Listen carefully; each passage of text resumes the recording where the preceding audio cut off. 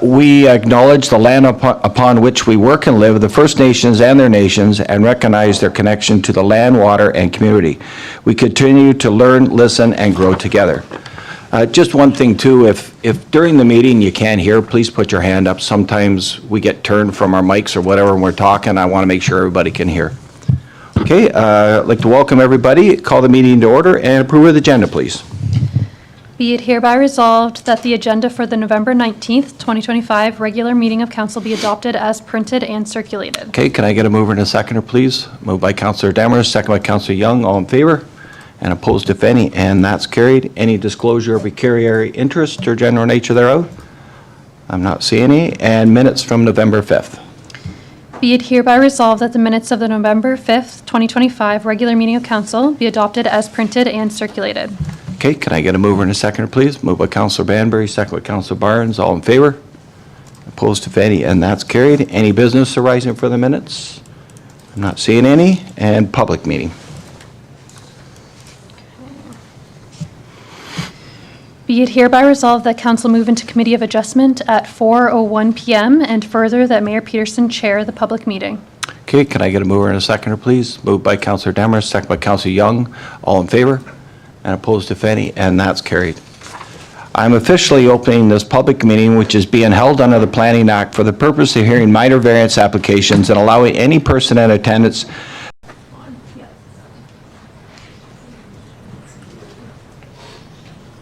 just keeps dropping up. I put my fancy time. We're good? Okay, we're good to go. Okay, we have a second one, a resolution to go in, sorry.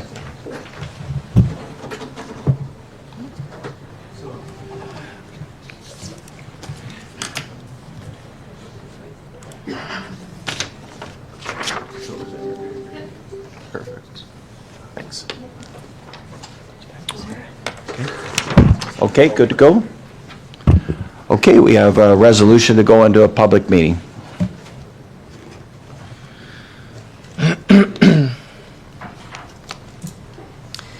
Be it hereby resolved that council rise and go into a public meeting under the Planning Act to consider an application for zone change ZN 12418 2825085 Ontario Incorporated, and that Mayor Peterson chair the public meeting. Okay, thank you. Can I get a mover and a second, please? Moved by Councillor Demers, second by Councillor Banbury. Any comments? All in favor? Opposed, if any, and that's carried. Okay, I'm officially opening this public meeting, which is being held under the Planning Act for the purpose of hearing an application for a zone change in the Township of Blandford-Blenheim.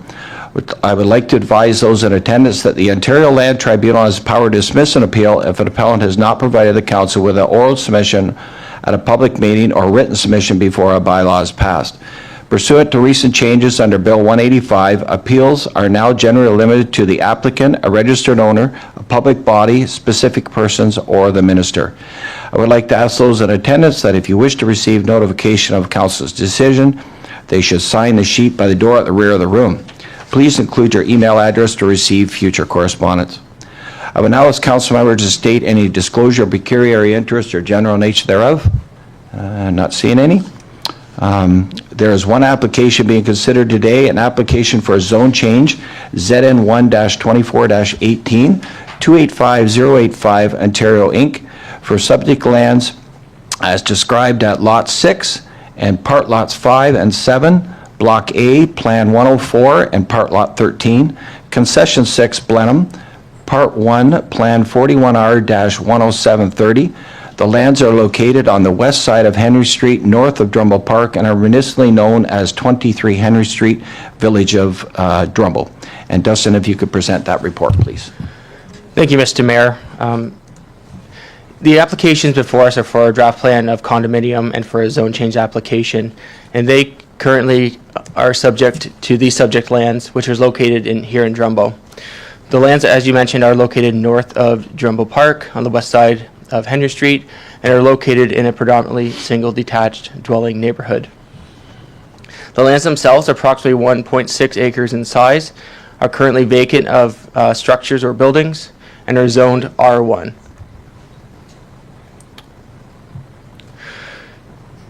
The subject lands are currently designated in the official plan as medium-density residential, while surrounding lands consist of low-density residential, the community park, minor institutional, and industrial. As I mentioned earlier, the subject lands are currently zoned R1. In looking at surrounding uses, the majority of the lands are also zoned R1. To the south, which is Drumbo Park, is zoned recreational, and the building on the right-hand side, on the left-hand side of the screen, which is the fire hall, is currently zoned institutional. Excuse me. The proposal itself consists of 3 separate dwelling blocks. In total, there are 17 bungalow-style townhomes that are being presented through a condominium plan. They would be serviced internally by a condominium road with access onto Henry Street, which is a township-owned road. Each unit would have 2 parking spots at the unit itself, so 1 in the driveway for the unit and then 1 in the garage as well. In addition, there's also 11 parking spots that are in a common area parking space. So in total, there would be 45 units that are being, parking spaces that are being proposed.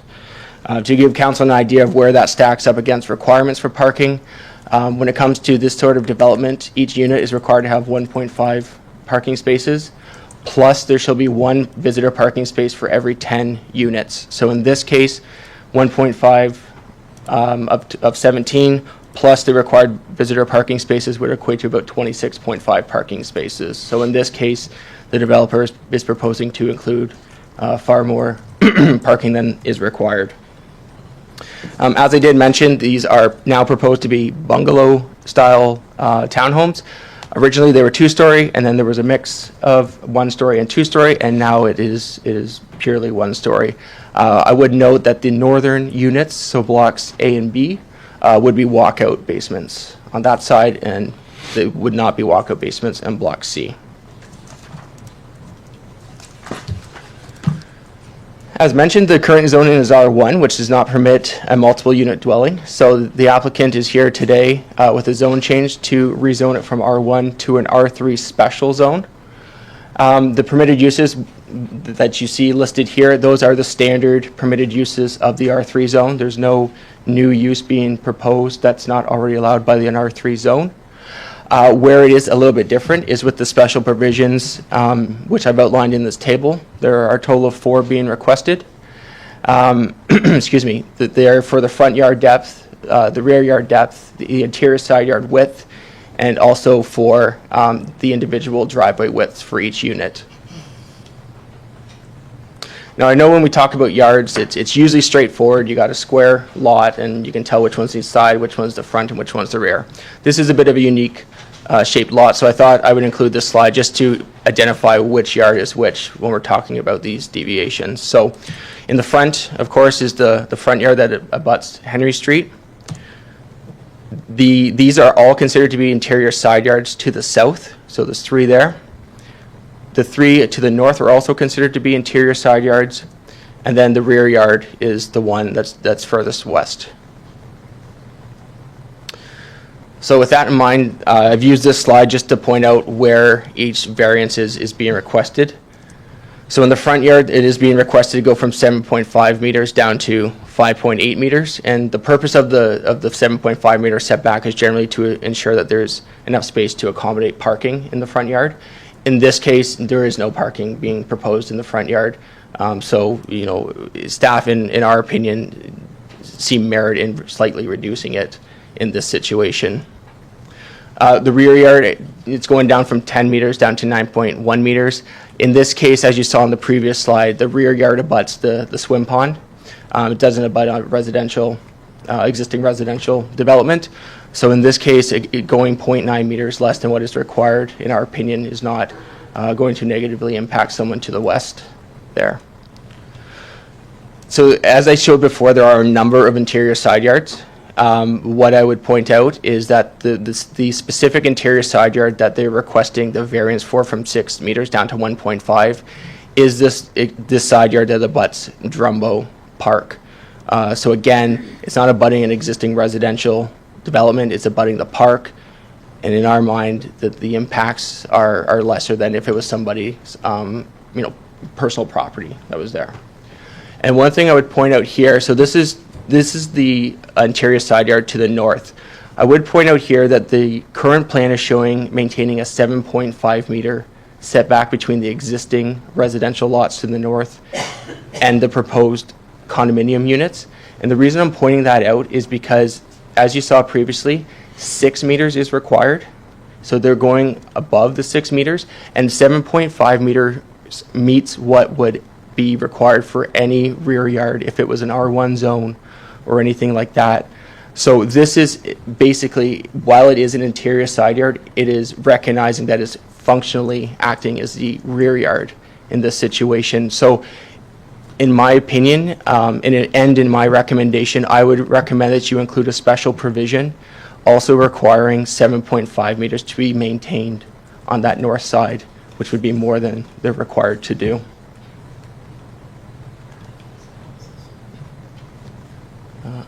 And same thing on the south side again. I understand that there's no house to the south at the moment, but there is an existing lot of record there that someone could build on, and they are again maintaining 7.5 meters in that interior lot line as well. So the plan in front of you is the submitted tree plan that was submitted by the applicant's consultant. I understand there's definitely going to be some discussion about trees and the removal of trees. But what I do want to point out here is if we look at the northern portion of the lands, those are the trees that currently exist along the northern side, and they are proposed to be maintained in order to help provide some sort of privacy between the existing and the proposed development. So those are being maintained according to the plan. The other trees that you're seeing on the plan, they are not there, of course, but this is what the plan is, that the proposal is to plant once the development is up and running. So you can see a mix of on-site trees and also some trees in the municipal right-of-way as well. In terms of comments received from internal departments and external agencies, Canada Post, Hydro One, and Bell Canada have provided their standard requirements for a condominium or a subdivision. County Public Works has also provided a number of conditions that they wish to include if this application were to be approved. And 2 letters of concern were received by members of the public. Now, one was received prior to the municipal staff report being completed, so it was attached. One came in after the fact, so it was not attached, but each member of council have received a copy, as has the applicant as well. So in staff's opinion, the application itself does meet the intent of the provincial planning statement, based on the fact that it is directing residential development to established settlements. It is using in an efficient way the existing land. Excuse me, and it's also providing a alternative form of housing, which is something that we are striving to do. Everyone has different incomes. We need to make sure that the type of housing that's available, does cater to everybody. In terms of the official plan, the county's official plan, we also believe that it meets the intent and purpose of the official plan. As I mentioned, it's directing development towards an established settlement. This is on land that is already designated as medium-density residential. So this land has already envisioned a development like this on this property. And council may recall this land was looked at during the secondary plan process, and that's when this was designated as medium density. Again, we do believe that it's efficiently using land and existing infrastructure. And I would also point out that with medium density designations, there's a range of density that is permitted, and that is between 26 units per hectare and 50 units per hectare. In this case, the proposal is coming in on the low end at 28.3 units per hectare, so it is complying with the expectations of the medium density designation. Finally, in regards to the special provisions that are being requested in the zoning, as I did go over some of them. We have reviewed each and every one of them, and in our opinion, they are minor and acceptable in this situation. As I stated before, the reductions to the yards, in our opinion, are not invading existing residential development. And we also, as I mentioned before, do recommend that you include a special provision requiring that 7.5 meter setback between the existing residential development and the new residential development. So in that case, in that instance, we're in support of what's being proposed. So we are here today to recommend that council approve in principle the zone change, while also advising county council that it is in support of the draft plan of condominium that's being proposed for 17 units. Okay, thank you for that report. Are there any planning questions from council regarding the staff report? I'm not seeing any at all. Does the applicant or agent wish to speak regarding this application?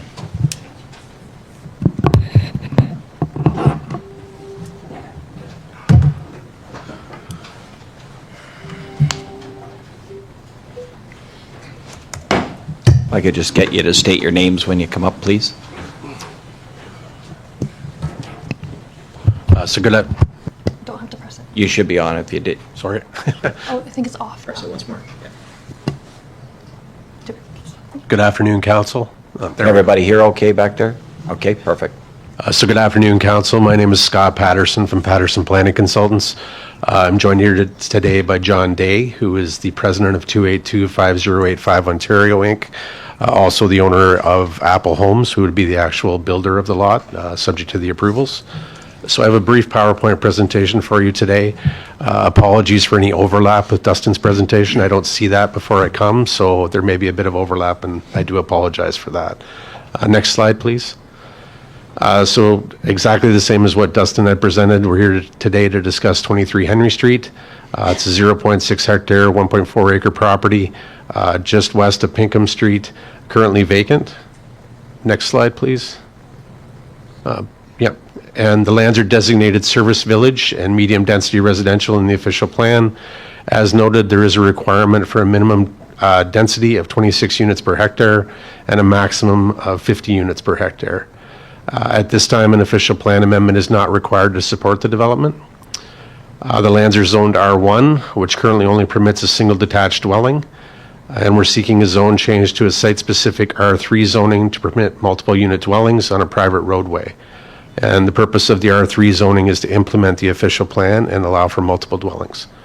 And also before you today is a draft plan of condominium standard for consideration and a recommendation to county council. Next slide, please. So this is the actual draft plan before you, illustrating the 17 units.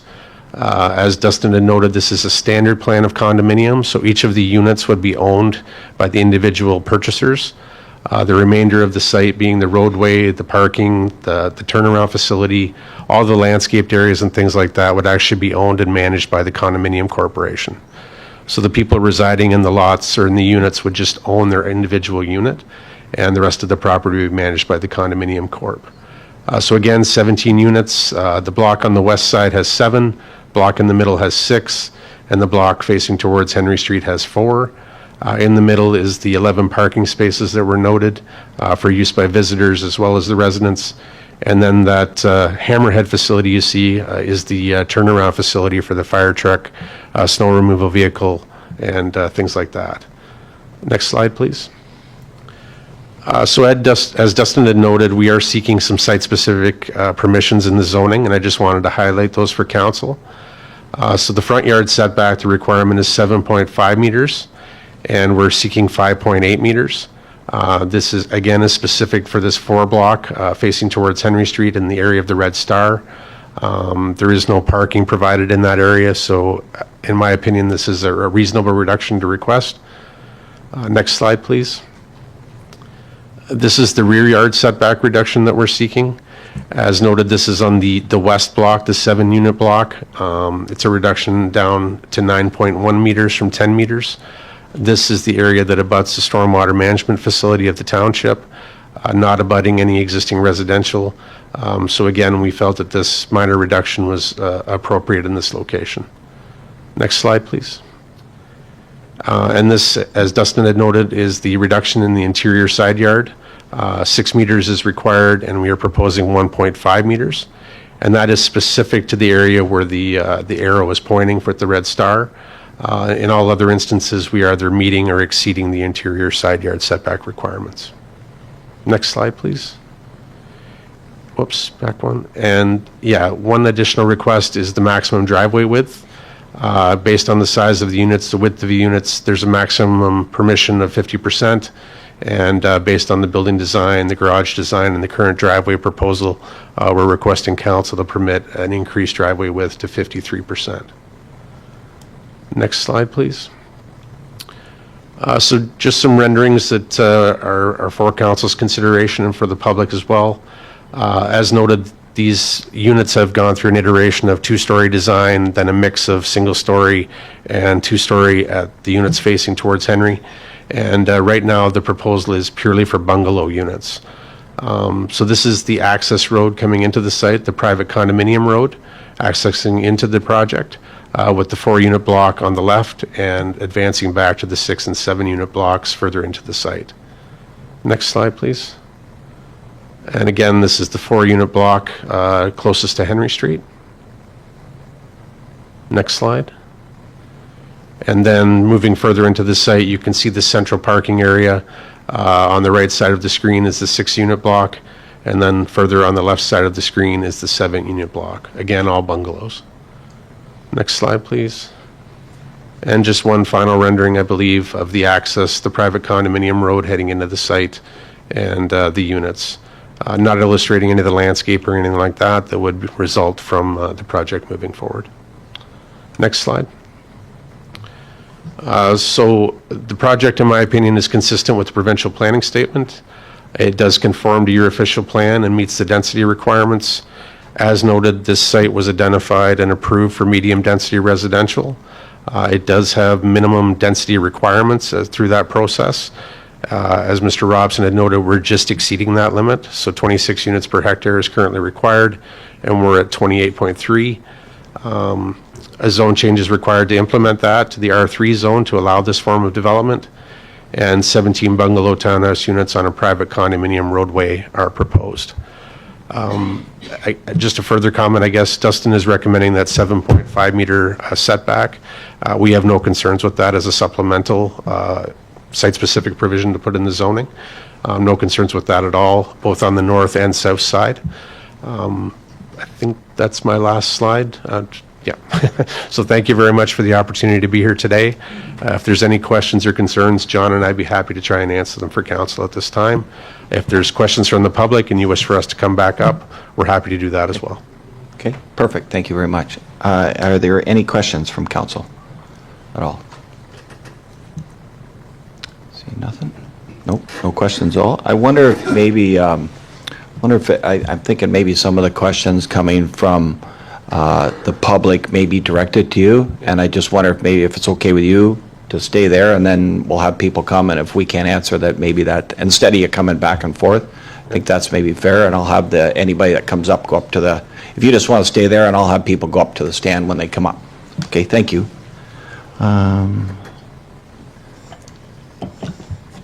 Okay.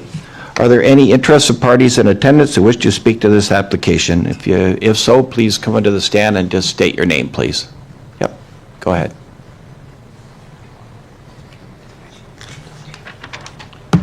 Hello, my name is Tom Zell. I'm a resident at 68 Oxford Street, which is abutting the proposed development. I think you've all got a copy of my objections that I sent to you in regards to this process.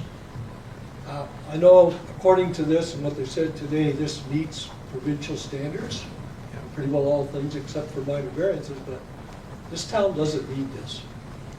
Why would you take and dump this in the middle of somebody's backyard when it's going to create all kinds of havoc for a small town? This is Toronto. We have a shortage of housing. That's a different story. But in this town, we don't have a problem with that. You've got subdivisions planned on every corner of this town. And then to put an 18-unit building and drop it in the middle of everything that's there, it's going to create traffic jams at that corner. It's going to be a safety issue for kids going back and forth to the park, and all kinds of new traffic problems. There'll be problems for this municipality as far as being adjacent to a ballpark. We know you're going to have issues with lighting. It's going to make that whole block like daylight in the evenings. Fall balls go over that on a regular basis. Even if you put up a net, you're still going to have them go over top. And I just don't see the need for this in this town. We've got a subdivision that's only half done, it's been sitting there derelict for I don't know how many years now. And it looks like it's getting started. And then you got a subdivision planned in every other corner of this town. So why pack everything into one small lot? The lot is not much bigger than my own personal lot, and you want to put 18 homes in. And I think if council had gone down and looked at it, they would see for themselves it doesn't really belong in there. Residents from the area are all opposed to this, the ones that are line that property as well as other residents in this town. So I think the council needs to really take a look at this because we don't need this. And all the residents of this town don't want this. Just, is there any questions or comments from council at all? Yeah, go ahead, Councillor Dammers. Tom, if you could, Nancy, if you can just maybe come up to your mic because yeah, people aren't. I don't like having my back to this. Yeah, sorry. That's fine. Tom, if you could clarify, you say that we don't want this, we don't need this. Are you concerned about, what's your primary concern? Is it about transportation? Is it No. about congestion? Like what? It's a combination. This is a small rural town, and everybody's really in favor of this, to keep it a small rural town.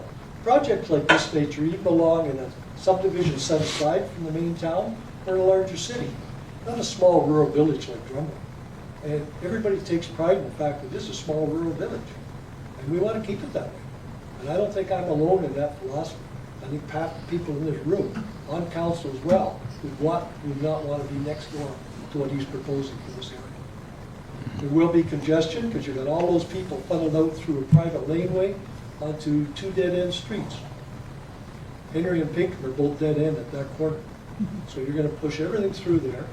Most of the kids in this town that travel to the park on foot, to the splash pad, the park, whatever, go past that laneway, which is going to create a safety hazard of its own. Those are my concerns with this. Okay. Anything else from council at all? Yeah, I just want to make sure some of your things were addressed in the meeting. I know why you talked about, and I think a lot of it was addressed in Dustin when he spoke on it. One thing you mentioned was about the lights, and I remember reading something here. I was trying to find it quick, but I think there's something in there. Maybe Dustin, you can speak to it about people moving into the area. I think we put a condition on that they have to be that it's notified that they're at a park with lights on. Is that correct? Yeah. Wherever. Through you, Mr. Mayor, yes.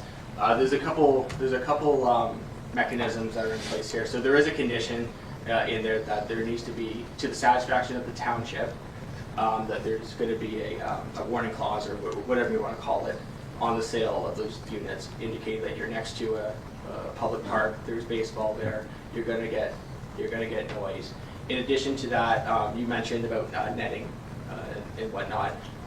The applicant has agreed to split 50-50 costs with the township in order to put netting around the ball diamond to try and limit baseballs coming that way. I'm sure there are some adults that are going to be able to hit over a netting, but the majority should be caught. And then in terms of an impact on the park with headlights, for example, there is a proposed fence that would go on the south side to limit headlights as they're parking into the common areas going into the ball diamond during play. So yeah, there's a couple things going on. There is the warning clause, there is the netting, and then there is the fence to try and make a little bit easier for everybody, whether that's people moving in or existing users of the park. Yeah. Okay, I just wanted to, I know you had mentioned that. I want to reiterate something else. Yeah. Now, when I talk about the lighting on those homes that are going to come from that park, it's going to be like daylight. Yep. And even though you put a rider in it or a clause of some sort, 10 years from now, you really think people are going to pay attention to that? Because they're not even going to know about it. So you're going to have all kinds of complaints and hassles. You had tons of hassles when you allowed a house to be built at the other end of the park. And now you're gonna have it 18, 19 times fold that with this. And I know personally, when I was part of building that park, the lake from there, my backyard, which is much further removed than these homes will be, my whole backyard was like daylight. Yeah. And through my back windows. So you've got all these residences are gonna be in the same situation. Yeah. Just maybe a question for Dustin. Will that rider always be on that designation on that property, like forever? So if that house, say that condo is sold 5 years from now, will that always be on there as something that comes up when it's up for sale? To you, Mr. Mayor, I'll be honest with you, that's more of a legal mechanism. Okay. It's outside of my expertise. Okay. It will have to be, as I said, to the satisfaction of the township, so the township should be engaging with their legal team to determine what's the best way to Yeah. deal with this, whether it's forever or first X amount of Sure, years. sure. I don't know, perhaps, if Mr. Burke has any more insight. I know actually the planner Scott, he nodded that maybe he could answer that. Yes, through you, your worship. Typically in a situation like this where you're trying to make sure that such a warning clause and an agreement is in place in perpetuity, it's one put in the condominium agreement, like the declaration itself. Sure. And that requires that in all purchase and sale agreements going forward, even rental agreements, if someone was to try and rent out one of these units, that would be made known to them through that process. Okay. And it's actually in the condo declaration itself. So the condo board would be aware of it. It would be part of the declaration. And as long as the condominium is in place and never deregistered, then it goes on title and it stays with it. Okay, thanks. That kind of answers my question. Just one other, I was trying to think back of your email, and I know you mentioned about parking, and I think actually it was brought up in it as well. So I just was writing numbers down, and I think you're allowed to have, legally, you had to have 28 parking spots, and I think they're, 27 point something, I think it was, and now we're at 45, so that addresses the parking. And the one thing I know you mentioned in your email about, especially the 4 units, having them come out, a laneway coming out onto that street. And I thought about it, but then I kind of went back to your safety concern, and I kind of thought, instead of, so you would have the main laneway plus 4. So I was thinking it actually is the opposite. I think it would be better to have one laneway rather than, because you would have 5 along there as a safety concern. Just a thought. My main concern with the change of laneways showed that there was no reason to cut down those trees.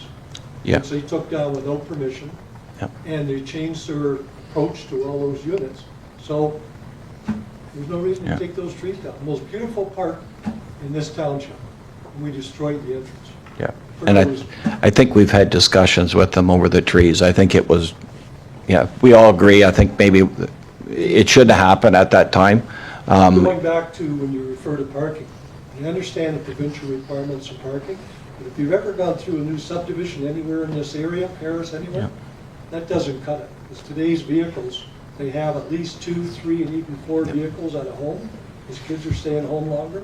You go into a new subdivision in Paris, the streets are full, they're even parking on the roundabouts in the subdivision. Because provincial guidelines just don't cut it in today's world. They're behind the times. Yeah, The last thing we need is that. I absolutely don't disagree with you on that. I know what it's like going through the subdivisions, but unfortunately, that's what the rules are from the province on it. I don't know if I had anything, I was trying to think if there was anything else from your email that you had. Can't think of anything. Is there anything else from your email, Tom, that, No, mine is safety, and the overall fact that that does not belong in the backyard yeah. in this small residential village. I just, In the city or subdivision. yeah, one thing I'm very curious, and the market will, tell us whether those are proper there or not. But I was trying to compare them. We don't have any condos here. We have townhouses, but we don't have any condominiums here. And the ones that I was thinking of were the ones that were across from where the old post office was. I think there's 4 units there, I think. 3. Yeah, okay. Those units actually sold. They didn't even put them on the market. They actually sold. Now, it may be a different time, but they actually sold with no advertising. I'm actually kind of curious to see, like I think of, I know a lot of people I worked with, and I'm getting to that age now too, and we all are, but I think of my yard, and I know you have a large yard as well, and I'm thinking down the road, is it something I'm gonna be able to handle? So the nice part about a condo, and is I come home, I go in my house, and they do all the work. That's where I'm thinking where it keeps the seniors in your village rather than wanting them to move out, because they have that option of just pretty much coming home. In any other application where a unit like this is put in, they have street frontage. This has no street frontage whatsoever. There isn't one of these units facing a street.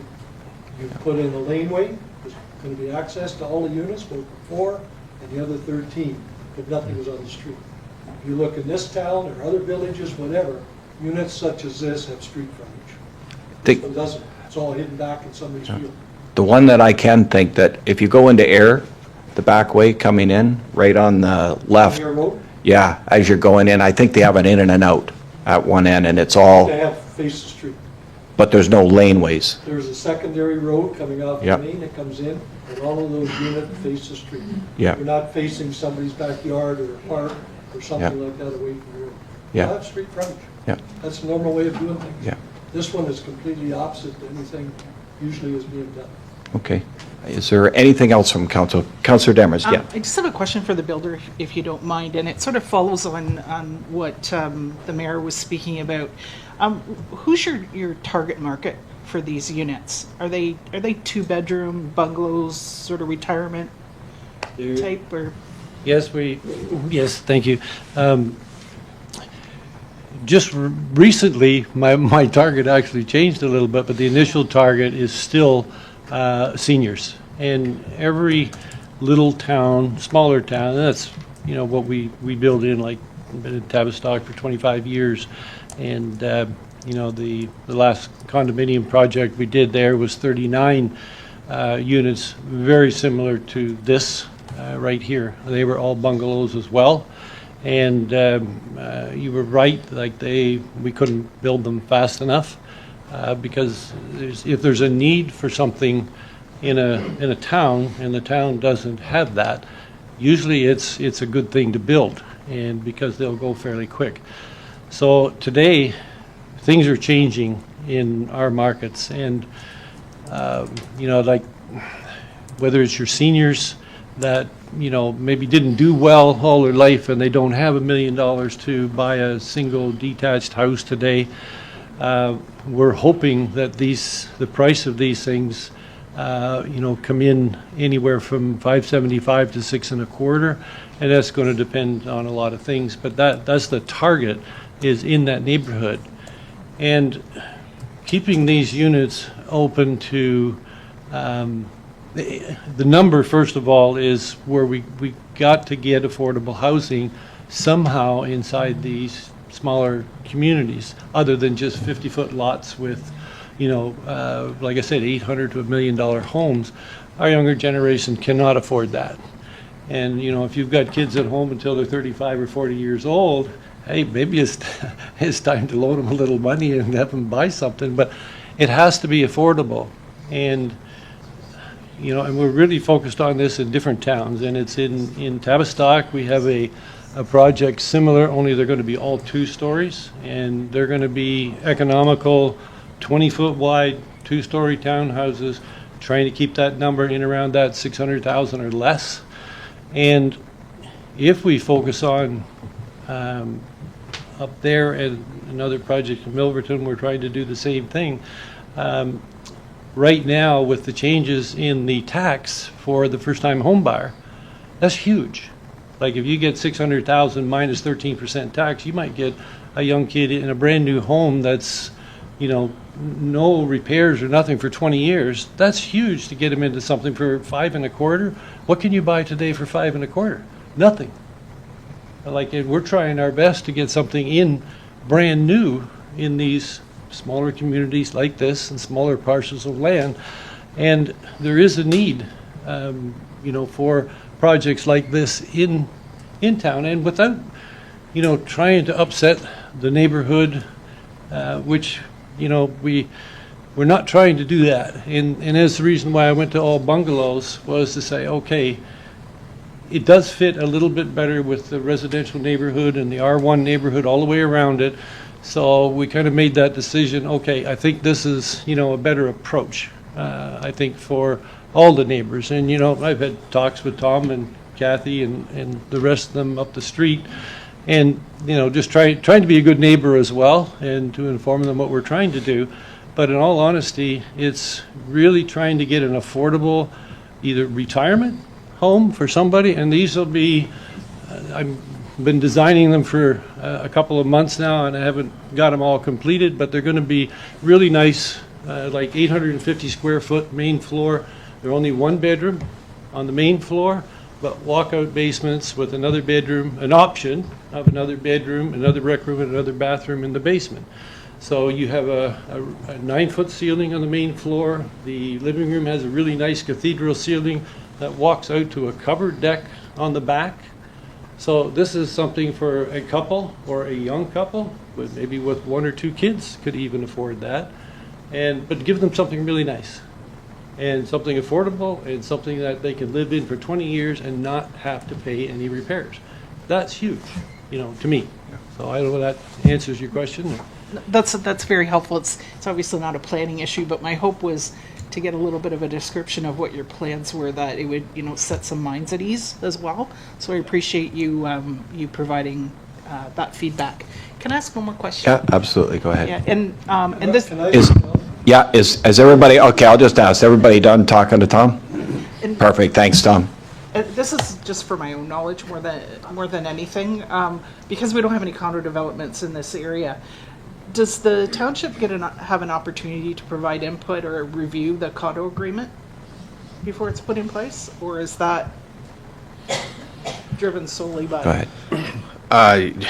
Through your worship, yeah. The short answer is yes. Typically, the declaration that describes all the operations of the condominium corporation, how it's set out, how it addresses things like the Norris Warning Clause, the Light Clause, all that stuff. The declaration is typically provided to municipal staff for review and comment ahead of time before it's actually put forward through the Land Registry Office and finalized. Okay, thank you. Appreciate that. Okay, anything else here from council? Okay, yep, you can come ahead and come up to the mic, please. If you can just state your name, please.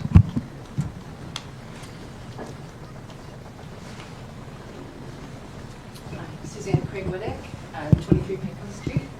Just a couple of things.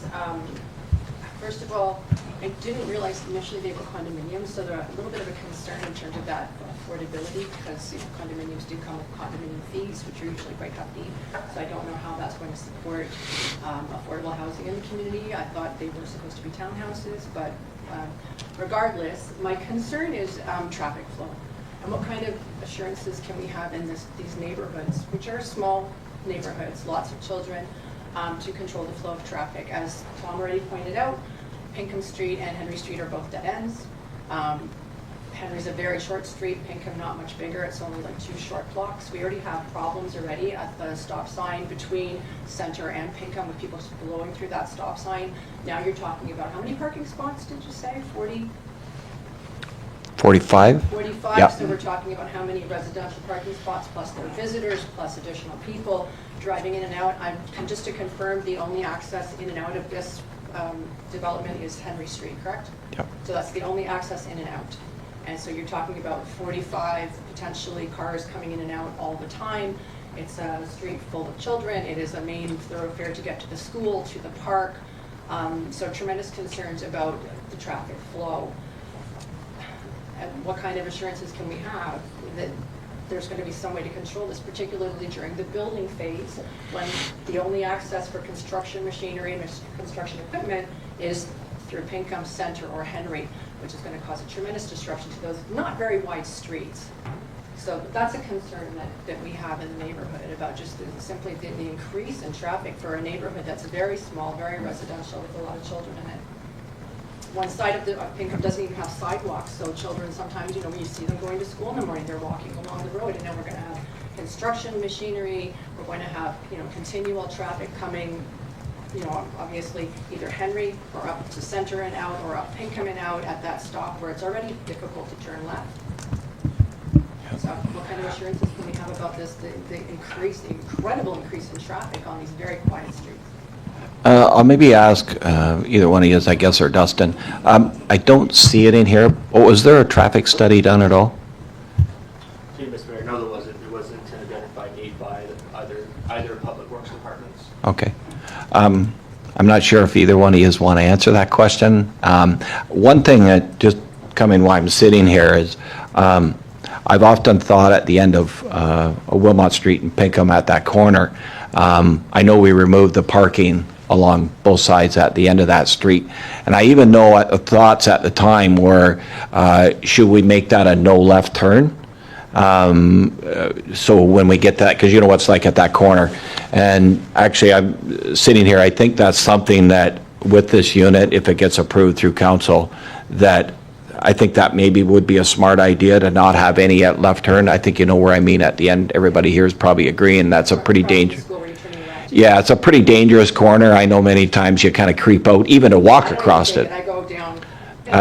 Absolutely. So that might help with some of the congestion at the end of that street. Just. And will there be stop signs at Henry and the private laneway will there be a stop sign coming out? Yep. And then one, because we're going to have traffic meeting at 3 points. So Yep. will it be like a three-way stop there? I know there'll be a definite stop coming out. But people coming in, that's the other problem. I mean, everybody's going to be coming home at the end of the day. There's going to be tremendous traffic congestion there at that three points. Yeah. So I'm just looking over at Jim, our Public Works, and I'm not going to put you on the spot, but that may be an idea to solve some of that speed of coming out of there or whatever. What are the options of putting, I guess you'd almost have to put a four-way stop there because that one house that's down farther, plus I know I can't think of your names here, but I call it Harv Murray's house. Yes, I know both of them. They would just, if we didn't put a four-way. So I'm not going to put you on the spot, but it might be a thought to solve that congestion there if we put a. Pinkham Center as well, because I mean, Yeah. otherwise you're going to have to put a four-way stop there as well. Yeah. Because you're going to have people coming up and down. And like I said, we get people all the time on their way Yeah. to the park, going right through the stop sign there because Yeah. they think, oh, it's just a small lesson on Yeah. the street. Who cares? I know Nobody's exactly. coming, right? Nobody's coming. Well, Yeah. we're going to have 40 some odd cars coming now. So I know I'll ask Jim first what your thoughts are of that. I'm not going to try and not put you on the spot, but it is definitely something we can have discussions as council of coming up with that. I don't know, what do you think about, Jim? Yeah, we can certainly, if the, is approved to move forward, we would have to do a traffic study. Yeah. Would the traffic study be done before it's approved then? If it's approved, no, it'd probably be after it would have approved, right? Because then if after it's approved, yeah. I mean, because we know, people sometimes do things without approval, like taking down a lot of trees, so. Yeah. Yeah. So there's a huge concern, as people who live on this street, and like I said, it's a quiet street, a quiet neighborhood with lots of children. Yep. Not sidewalks, the increase in potentially up to 40 some odd cars going in and out of there every single day, because I don't imagine there'll be seniors, I don't know too many seniors who can afford a $600,000 house plus condo fees every month. Yep.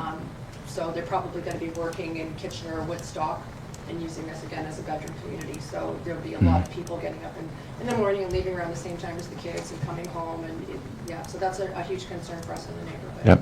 Well, we'll definitely look at that part of it, of putting both sections. And I will approach county as well, if this gets going through, to put a no left at the end. So we will look at those traffic concerns. And the construction machinery concerns as well.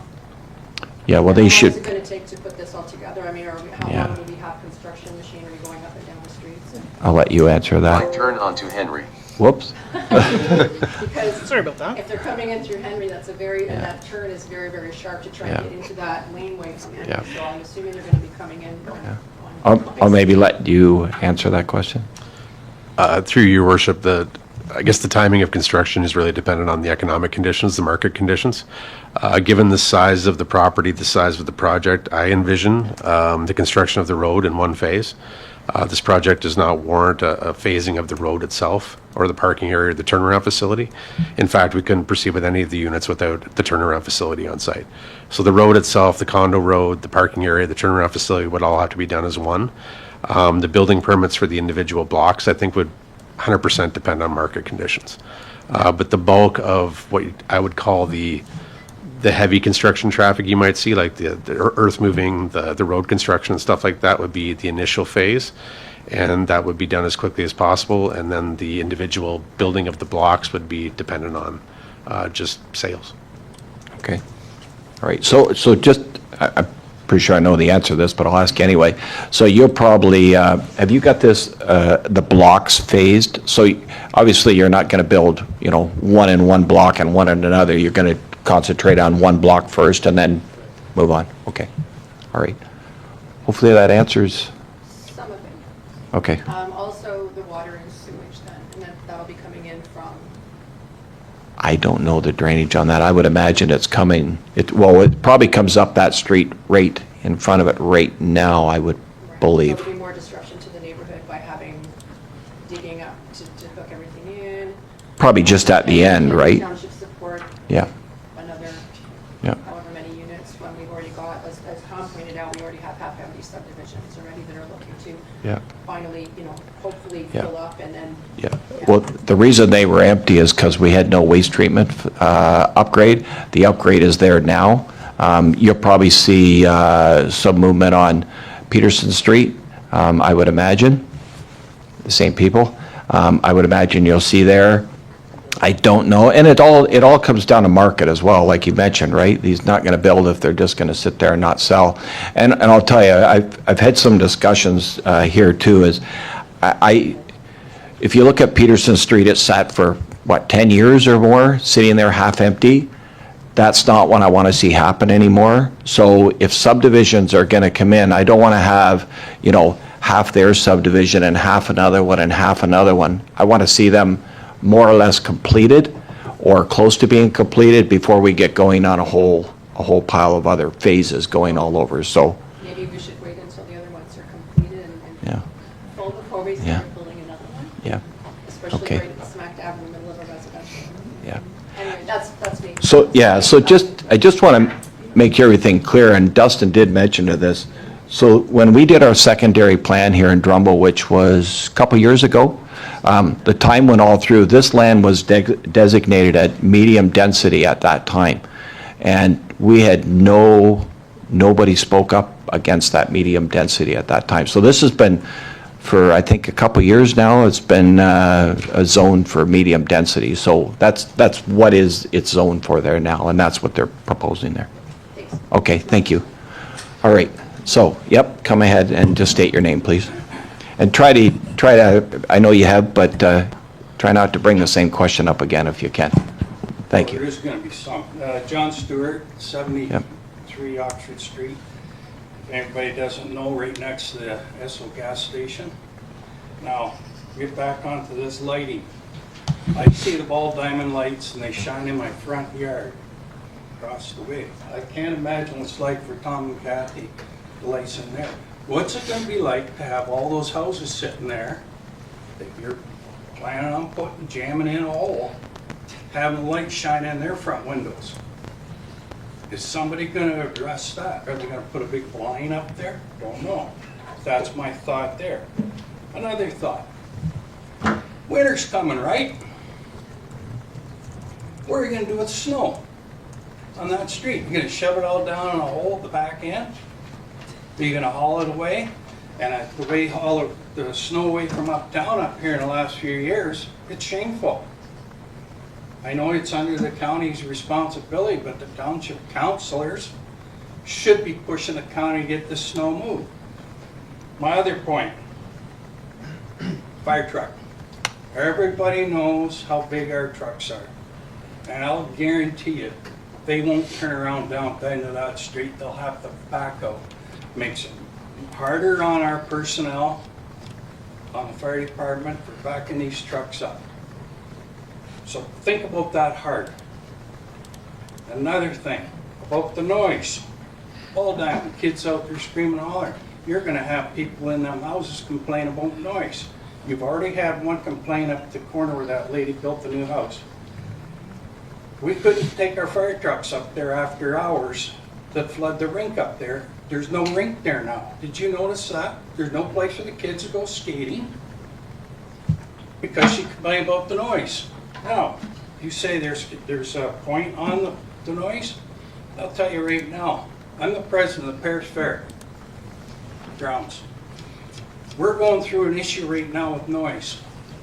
The county's coming through with a new bylaw that's, if anybody rents that property's gotta get a noise exempt. $100, that's hurting us. If somebody has a party over here at the Ball Diamond at night, or even in the pavilion, they raise a lot of noise, they'll be complaining about the noise, and you will have to have a bylaw, you have to do everything. And you're just backing yourselves into a corner. Third and final one, too many houses putting in that narrow little street. Cut it in half, please. You don't need that many. You're putting that many in there, you're just being greedy. I'm sorry to say that, boys, you're just greedy. You don't Okay, need that many houses. just try to be respectful, okay, John? I am. Yeah. Just to put down about the houses, by the provincial policy, and whether we all like it here or not, that is what the standard is, period. That's it. We're They- not downtown Toronto, though, Mark, it- or Hamilton, or Kitchener. It doesn't matter. The provincial policy is a provincial policy. That's what the province puts down for everywhere. I don't necessarily disagree with you, John, because what happens in Toronto isn't the same in Drumbo. But the rules are, they actually could put as many as 50, believe it or not, on that lot. I can't imagine 50 homes on that lot. I absolutely can't. But they actually, legally, they're putting, I think it's 28? Does that sound right? Sorry, that's my parking. Sorry, 17? They could actually put, no, I'm sorry, I was doing per hectare, but they actually could put 50 per hectare in that, right?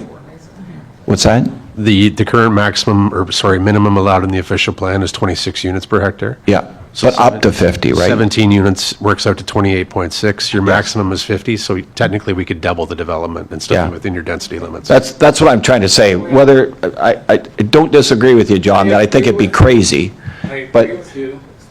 That's what the province says, that's the province says. Yep. We're a small community, let's keep it friendly in town. And I'm afraid you're talking about senior citizen moving there. What about small families moving there, 5 or 6 kids stomping around in there, throwing stuff? They got no place to go out there in the park, scream and holler. Back to square one again. Think about it though, Yep. council. I know you've got the choice of turning us down. Make a wise decision here today for the sake of this town and township. Has anybody got any comments or questions for John before he leaves? Anybody? Nope. Thank you, John. All right. Okay, is there anybody else that wishes to come up and speak? Anybody? Yep, come ahead.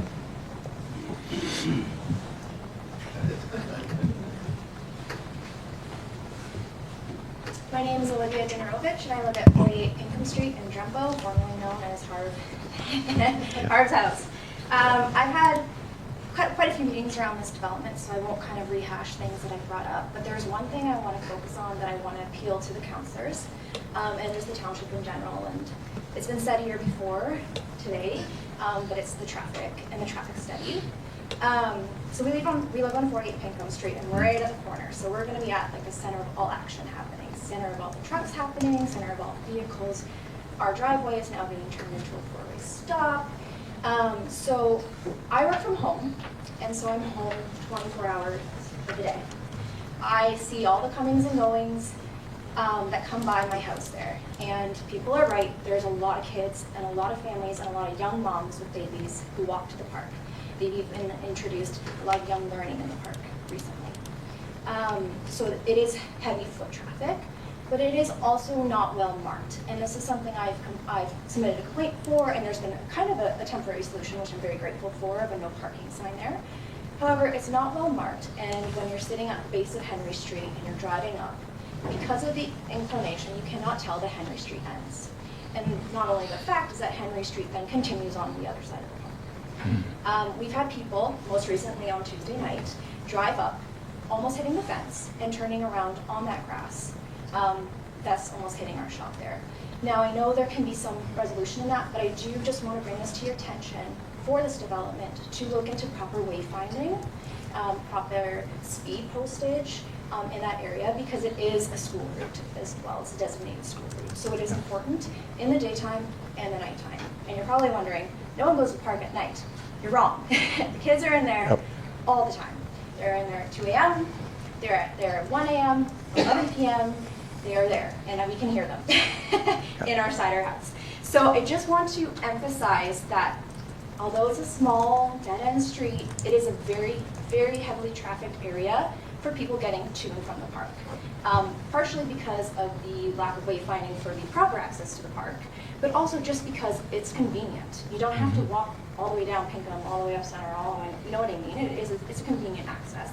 So with this increased development, this increased four-way stop, this type of aspect, I just want that to be taken into consideration with this development as it moves forward, especially with like an increase of only in access that way as well. Okay.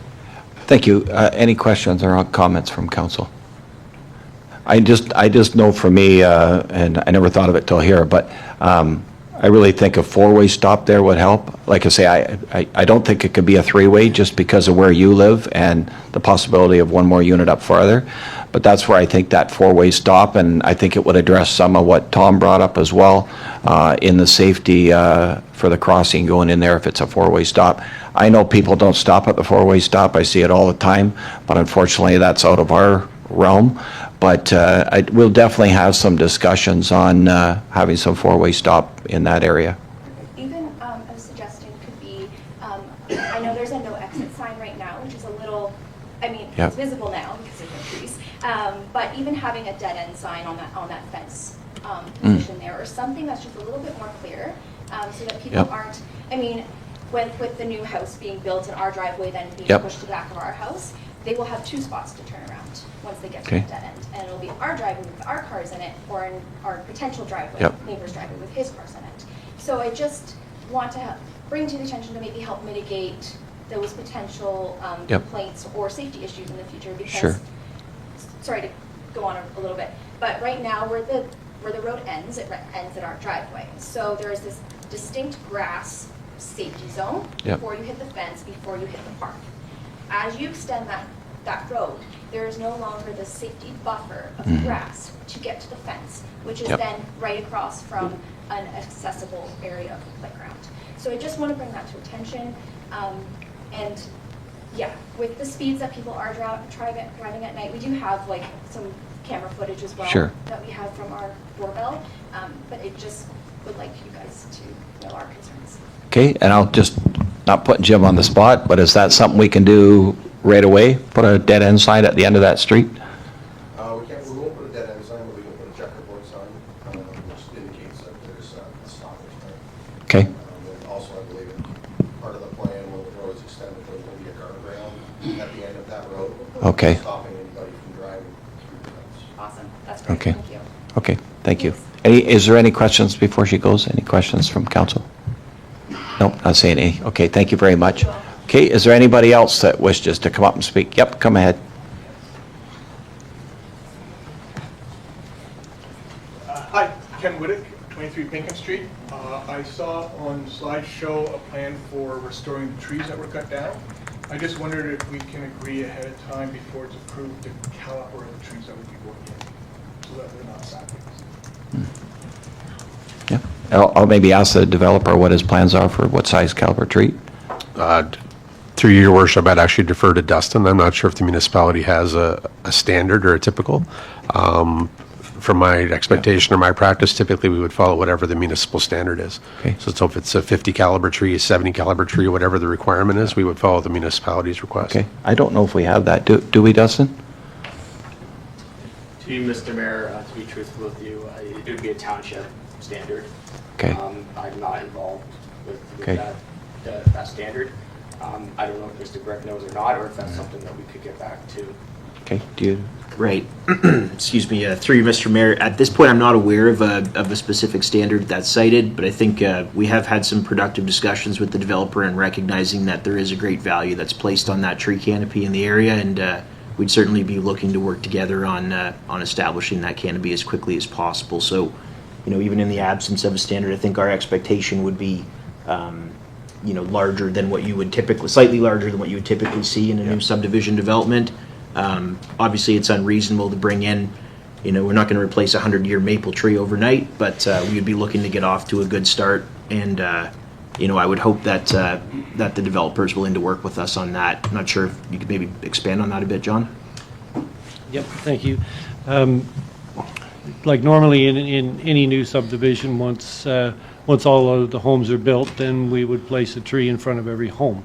I don't, at the top of my head, I don't have the landscape plan for this one in the back of my head, but all the way around that property, I mean, there was trees taken down, need to be taken down for the development, and we have a tree plan to go back in there. And normally, in what we do in our subdivisions, like up in Tavistock or Plattsville when we were there, the trees usually, you know, around, I'm old school, so it's likely 2.5 inches or 3-inch trunk, and they usually come in at around 10 feet high in that neighborhood, so one of those would go in front of each home.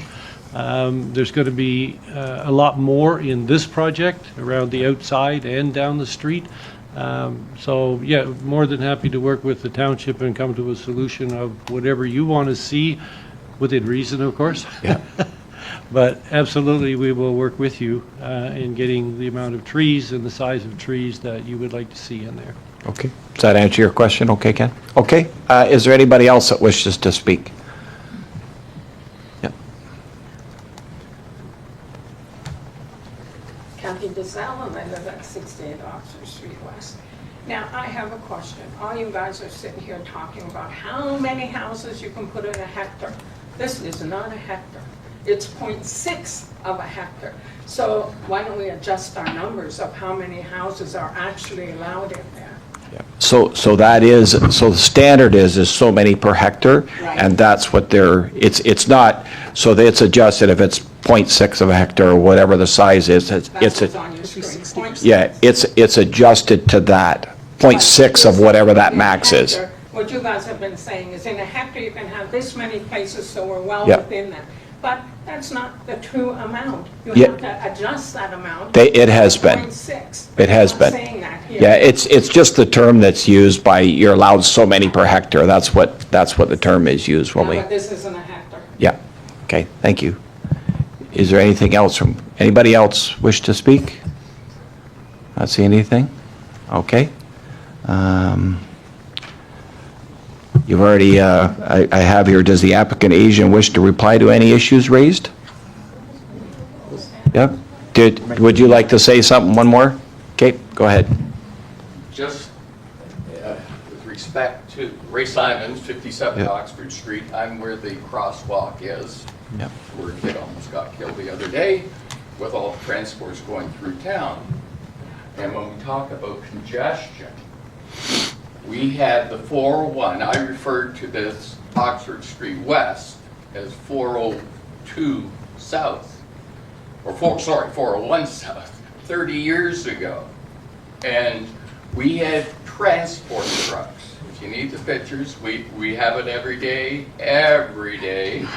Princeton is closed, so they're going through here. It's not how fast they're going, but they can't stop. And the volume, we had it from 7:30 in the morning till past 6 o'clock at night. It went through when the school was exited. There was no one there to help them across the street. I ran out my front step and stopped the kid, yelled at a driver. Of course, she didn't hear me or whatever. The lights were flashing. Transport truck, 37 feet long or whatever. I watched kids have to go behind transport trucks to get across.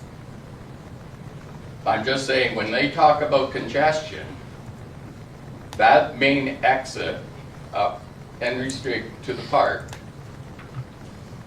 Kids ride their bikes, scooters, everything. Four-way stops. Come on. We had this argument 35 years ago. We wanted a stop street to slow them down coming into town.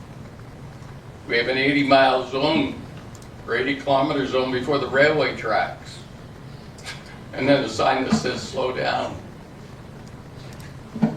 We need that traffic study done before anything is decided upon. Because 27 or 30 more vehicles running up and down that street. You could ask, I watched people, I had to go out in the road and stop traffic by pushing the button so my neighbor could get out of her yard, out of her driveway, because nobody gives an inch. And 27 more vehicles in that area? Come on. It'll be like the 401 in Toronto. And I'm sorry, but the traffic study should be done before you make up your mind, because I'll tell you, there was a kid that close to being hit the other day, and I watched kids go behind the transports. Sorry. Okay, that's fine. No, any questions for Ray at all before he leaves? Not seeing any. Anybody else wish to come up? This happens on a regular basis, and I heard one today, a transport coming out to the, I knew it was 20 to 4 kids coming home from school. Kathy, I'm sorry, if I can get up, and the reason I ask you to get up is because there's a mic above you, and that way if anybody is at home watching, they can hear you. I'm saying this happens every day with the transport trucks and the kids at that crosswalk. The kids, I think, don't know enough to adjust their crossing the street with the speed the transports are coming. 20 to 4 every day, actually 3:38, the kids are coming past from school. And today I heard a transport truck, and it was a double one, grinding to a stop because the kids walked down that crosswalk and he's going too fast. Yeah. So that happens every day, and more traffic is only going to make it worse. So I don't disagree with you, and we're kind of getting off topic a little bit from the subdivision, but I know Ray and I, we've had many discussions over the traffic coming in there, and actually I think, Ray, you were the one that proposed to having that crosswalk, and I agree 100%. There's one right up by me. The biggest concern I had about those crosswalks was kids thinking they could just push the button and walk across and don't look. That is my biggest concern. I still see it all the time. I guess some onus has to... Should have some sort of a little program where they go to the school and have a little assembly and talk to the kids about how... I think they did that, did they not? Did the police not go there? I thought they did. I'm sorry, maybe they didn't. I don't know if they did or not, but Yeah. if they did, it did. I guess, you know, as a parent, I guess we got to put a little onus on it to ourselves to say we have to teach our kids at those crosswalks, because I agree 100%. I've seen kids up by me, they just push the button, they don't even look, and they walk right straight across the street.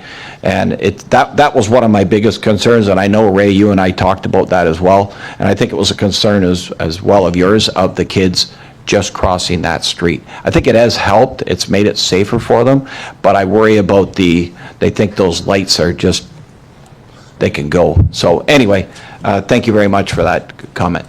Okay, anybody else before I close it up? Okay, yep, if you can come state your name. Oh, we have you, but if you come on. I just want to, sorry, I just want to bring it back, we got a little bit off, I think, with the 401 Yep. traffic, and bring it back to the fact that we do need to have a traffic study done before this goes ahead for this specific neighborhood, which is a small residential neighborhood. We're not a main road. We don't have transport trucks. Well, we do sometimes have them coming through, cutting through, but this is an increase in residential traffic. So let's just bring it back, and again, request that we do a traffic study before this goes any further. We're talking about it like, almost like it's a done deal at this point, and it shouldn't be. We really need to study these things first and see what the impact on the neighborhood, as Olivia pointed out. A lot of foot traffic, a lot of park traffic, a lot of small children, a lot of mothers with babies, you know, who like to go for walks, a lot of people with their dogs walking on these streets. Because there are no sidewalks in certain areas. So can we just bring it, just traffic study, please? Thank you. Thank you. So I'm going to maybe throw this back I'm not sure who, whether Dustin, do you want to comment on that, or the developers at all? Go ahead. Through your worship, and I never make any friends by saying certain things, so just on my years of experience, I've been doing this for 27 years.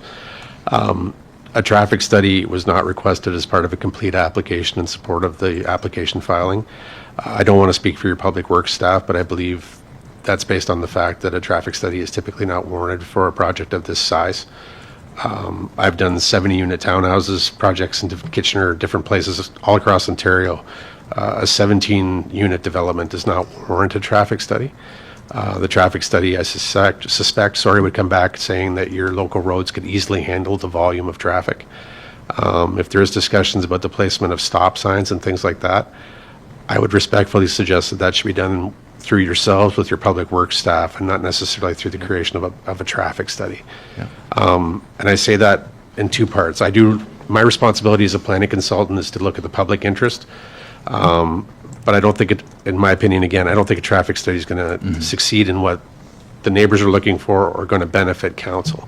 Right. It's an expense to come back and say 17 units does this many trips in the morning, this many trips in the afternoon. Your two roadways can easily accommodate that volume of traffic. Okay. That's going to be the result. I'm going to ask Dustin a question. When we put in the subdivision on, and I'm sorry if I'm putting you on the spot, but when we put the subdivision in on Mechanic Street or Harbour Crescent, either one of those, they're both bigger than this. Was there any traffic studies done for those?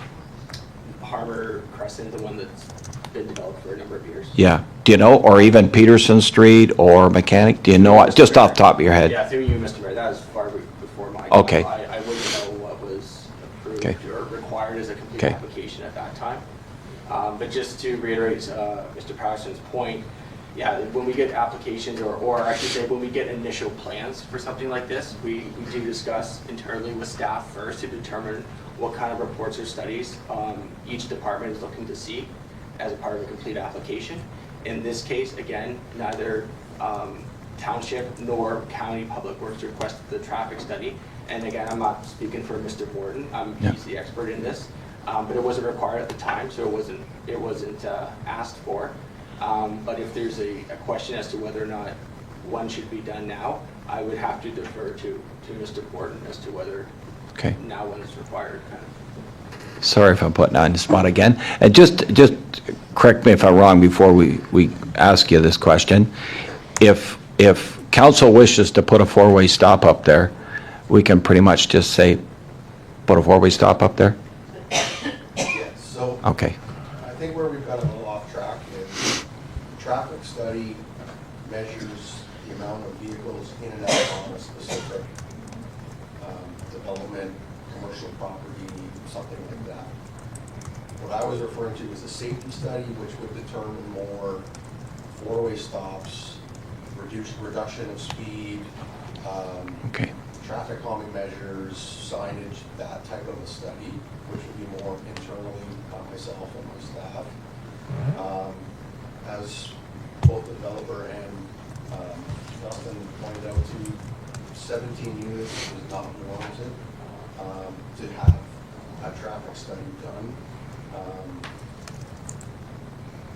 So that's why I was never asked for. Typically, you would see that on a 200 or 300 unit development that would obviously go out to a county road or out to a township road, something like this. Okay. All right. Councillor Demers, just hold on a minute. Yeah, just hold on. I'll let Councillor Demers speak first. Yeah. Sorry, I lost my train of thought now. Thanks for clarifying that, Jim, the difference between a traffic study and a safety study. So I wonder then if it makes sense for council and staff to commit to doing a safety study, because it doesn't make sense. Like the traffic study, now that I understand it, it's, a measure of volumes. It's not a measure of, what the issues we're trying to address here. So can council commit to doing a safety study, which we would probably do anyway, or staff would do anyway? Maybe that would sort of, address some of the issues that the public is bringing to our attention. Absolutely. Yeah, we can absolutely do that, I believe. Now, do we have to, if whatever way this going, if this is approved here, does that have to be part of that we commit to doing a safety study as well in our resolution? We can do one regardless. Okay, perfect. That's what I needed to hear. Does that satisfy your question? Yeah, thank you for clarifying. I didn't understand the difference between traffic center. Yeah. Obviously, safety study would be the thing that you would like to have. Sure. Absolutely. Absolutely. Okay, I'll do a last call now. Anybody? No? Everybody's good? Okay, thank you very much, everybody. I did ask you already, does the application wish to reply to any issues raised? I think you've kind of done that for me already. Through you, your worship, no, nothing further to add. Okay. Again, we're meeting the land use designation of medium density residential, and we're on the lower end of the density requirements. Again, I know that doesn't sound good to the neighbors, but it is what the policy direction does for this property. And if there's any additional questions from council, that's why John and I are here, so we're happy to try and answer them and address that at this time. So Okay. please take advantage if there is something you want to ask. Okay, I'm going to do that right now. Are there any final comments or questions from any members of council? No? Same comments. Yep, comments or questions. Go ahead. Okay, I've been writing while everybody's been speaking, so I will just share my comments, although they won't be popular in the room. We have a difficult role here when we sit here to work between policies and legislation and our community members. And so I really value when we hear all of the information from all the sides, because it gives us a lot of things to consider. But with that being said, we hear time and time again that we need to consider smart growth. And I think from what I'm hearing, this has been a plan that has considered the neighbors, the community. We hear we can't use agriculture land, we can't lose our farmland. We know that. We know that people want to age in place. We hear that often in the seats that we're sitting in, that people who have lived in our villages or outside of our villages or have farmed land are aging and can't maintain the properties they have, but they don't want to leave their village. They don't want to leave their people, and there's nowhere for them to go. So when I hear a plan like this, I think this is exactly what those people need to stay in their community with their people. There was a lot of talk about the trees coming down, which I don't think anyone in this room can say that was a success part of this plan. But I also see the amount of thought that's been put into moving forward and how to maybe rectify that, and I appreciate that. Speaking from what I see, I live in Plattsville. We have a 30-unit development that was put in there a couple of years ago. I've seen it be nothing but success in our community. It has many more parking spots. That I don't know how many, I don't count them. I would say maybe 60. I'm not sure how many parking spots are in there, but it's a 30-unit building, so maybe almost double this size. It's right across from the school, right across from the park, right across from the arena. All very, very busy with families, kids, our whole community. That's where people go. So I haven't seen any negative effects of having those 30 units. If anything, I've seen it bring together our young people in our community and our seniors in our community. We have seniors that live in that building that volunteer at the school now. They're close to their families. They go to watch baseball games, even if they don't know the kids playing. So although I know I hear your concerns, and I'm not negating any of those, I am in favor of this. I think this is the kind of smart growth we need, and I know it's not probably a well-received message right now in this room, but those are just my thoughts, so I am in favor of this. Thank you very much. Councillor Banbury. Yes, Mr. Mayor. I agree with pretty much everything that Councillor Young has said. I'm sort of a bottom line guy. We're going to be approaching our upcoming budget in a month's time or so. We're thinking about it even now. And our expenses keep going up year after year after year to provide the services that everyone here requires or would like to have. Everything is getting more expensive and harder to find. So the more, I don't believe in unbridled growth by any means, but I think we do have to have some sustained growth in the municipality to increase the overall assessment so we have more taxation income for the township to carry on. I know, like I say, I agree with a lot of the things that Councillor Young said. The other thing is, you know, when you step back and look at society today, I see an awful lot of people that are homeless. You go to Woodstock or any other community, there's people don't have 2 cents to rub together, let alone a place to live. We're lucky we can be sitting here and discussing this kind of a topic. I think we better kind of back up and get a bigger perspective, look at the country as a whole, or the province as a whole, where we don't have enough homes, even for people who can almost afford them. So I think I'm going to go on the positive side in this, and maybe I'm not going to be popular either, but I'm trying to look at the big picture. I know there's issues with safety and noise and light pollution, that sort of thing.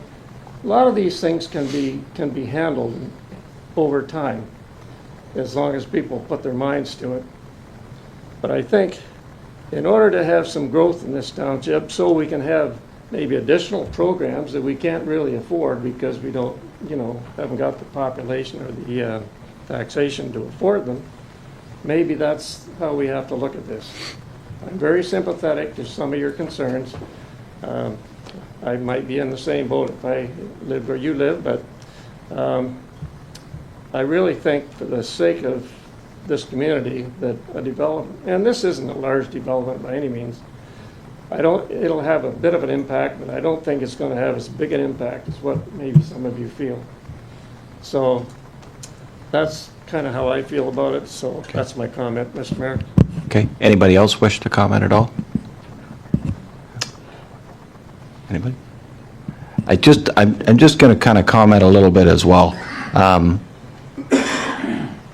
going to speak specifically to Drumbo, but one thing I want to mention is I'm glad Councillor Young brought it up about the I think it's a geared income facility that's in Plattsville. And if you look, I live right next door to a geared income that has far more parking spots and far more people than that.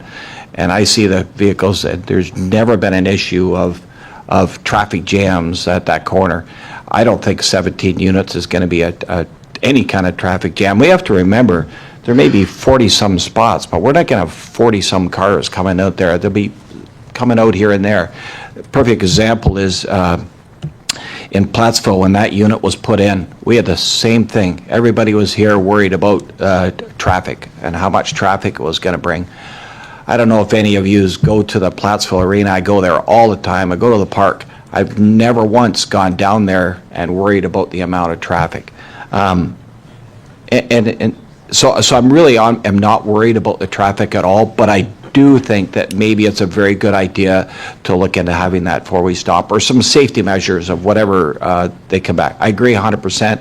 I will give you my word that I will look into Oxford County of possibly bringing with a no left turn there. I think that is a good at the end of that street. I think it's a dangerous corner, absolutely. Medium density. Really, we really do need that here in our township. And I think you might be surprised at how many, I actually know I've heard the name of one senior that some of you know that are already possibility of thinking of moving into that specifically because of the location where it is at the park as well. So just, and the hard part is about affordability. what's affordable? You know, $1 million might be affordable to half this room, but 500,000 might be not affordable to half this room, right? Like, I think of some of your homes, you probably get $1 million for some of your homes that are here. So it's really hard to put that affordable. What is affordable? You talked about it. I just had a 31-year-old and a 27-year-old finally move on, their 29-year-old move on their way, but it took that long. I don't have the number here, but I actually saw a study. It was in the States, and it actually, I couldn't believe it, but first-time home buyers in the States were 40-some years old before they could afford to buy a new home. That's a scary stat. All of us here, we all had homes before that, but you think about a first-time home buyer, 40-some years old. It's actually kind of scary to think of that stat. It's probably the same stat here in Canada, or not far off. So anyway, I just one other thing I'm going to throw up here. It's when it comes to taxes, to be very honest with you, residential taxes are lucky if we break even on it. You can ask anybody from council here. I know you think your taxes are high, but believe me, your taxes barely break us even here. So, and just one other thing I'm going to comment here. I know a few of you are on social media, and you saw that your wastewater rates are going to go up in the township. Do you know why they're going up in Drumbo? Specifically, they're going up in others as area, but Drumbo got hit harder than the rest because we've had no growth here for 10 years because we had no waste treatment facility. And I did argue that at Oxford County. That is why. And I'll give you another stat that I asked there. To break even, so every bill that you pay, portion of that money goes towards asset management or capital expenditures down the road. So we're mandated by the province, I believe, is we have to do an asset management plan. So when it comes to the waste treatment facility, we have to put so much money away over so many years to be able to redo that site because it doesn't last forever. So to break even in Drumbo alone, and this actually floored me, we would have to sell 139 homes in Drumbo just to get our costs at a break-even amount, the capital gain. So if you think about that, and we are set up to fail, unfortunately. It took 10 years to get a waste treatment facility here, so we had no growth. So every time that growth, so much money goes into that fund, and it boggles me that it got to that point. So I want to try to I hope that kind of explained a little bit behind the rationale. I personally am not really looking at it as extra tax dollars. I'm looking at it as I think it's a need we need here. I really do think that need. Like I say, those 3 units that were up across from where the old post office was, they were gone like that. I really honestly think that this subdivision will go very quickly. As you can tell, I am in favor of it, but I do think it'll go very quickly, and I think once he starts, maybe he'll prove me wrong, but maybe he'll prove me right. But anyway, that's kind of my thoughts on it all. Anything else from council before we move on?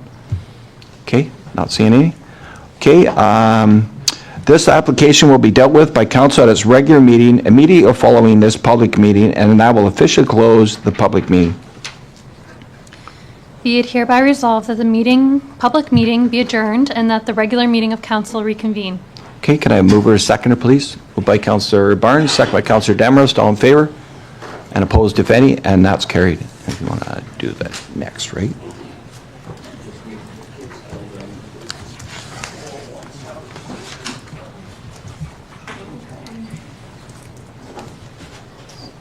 Be it hereby resolved that the Council of the Township of Blandford-Blenheim approve in principle the zone change application file number ZN 12418 submitted by 2825085 Ontario Incorporated, whereby a portion of the lands described as Lot 6 and part Lots 5 and 7, Block A. Sorry, if you can just try to keep it down while we're going. Thank you. Go ahead. Plan 104 and Part Lot 13, Concession 6, Blenheim, Part 1, Plan 41R 10730, Township of Blandford-Blenheim are to be rezoned from Residential Type 1 Zone R1 to Special Residential Type 3 Zone R3 SP to facilitate the proposed draft plan of condominium.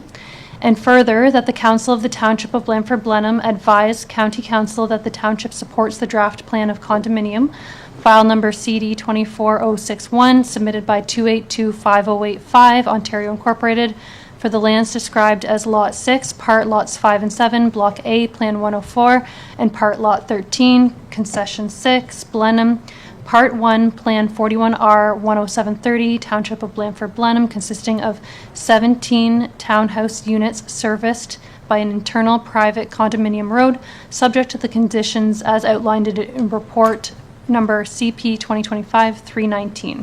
Okay, thank you. Can I get a mover and a seconder, please? Moved by Councillor Demers, second by Councillor Young. Any comments? Nope. All in favor? And opposed, if any, and that's carried. Okay, lots of discussion, and I think some good things come out of that. Okay, next we have our first delegation, Joanna Taylor, Drumbo District Heritage Society. If you want to come up. And I believe Blake Hughes is going to join her. Welcome.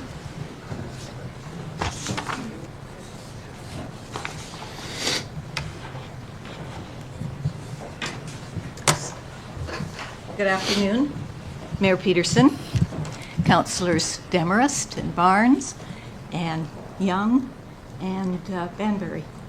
Did I get everybody? Yeah. And staff.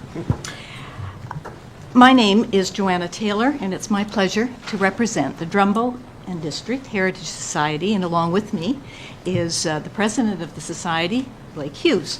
He's my backup. We're here with a request to add the name of Corporal Richard Rusko, a World War I veteran, to the Drumbo Cenotaph. In his detailed report to Council, Deputy Clerk Kevin Brandt has very effectively validated Richard Rusko's eligibility to receive this special recognition. So we're talking about Richard Rusko, and I brought with me this photograph of the young man that we're discussing. The Drumbo and District Heritage Society this year, under Blake's leadership, funded these plaques, and we have a plaque representing every name on the cenotaph on the Drumbo Public School campus. No, it isn't the Drumbo Public School anymore, is it? Sorry. These really beautiful plaques were situated in an avenue, and for the purpose of having the children actually see some faces and putting some faces to those names on the cenotaph, and to make the ceremony more personal and meaningful. So during the Drumbo and District Heritage Society's 30th anniversary celebration this year, we used a tagline, "Every name tells a story." And to that end, I'd like to add a little bit more information about Richard Rusko's personal background that puts a human face to a man who was prepared to go to war to protect the Commonwealth and died at such an early age. Richard Rusko had been a farm laborer in the county of Shropshire, and when he left England to come to Canada, he was an agricultural worker in his home country at the turn of the century, 20th century, and he would have experienced at that time punishing low wages. So it's no doubt that there was optimism in his mind that he could do better if he came to this country. On March 7th, 1912, he, along with his wife and their one-year-old daughter, sailed from Liverpool on the SS Corsican.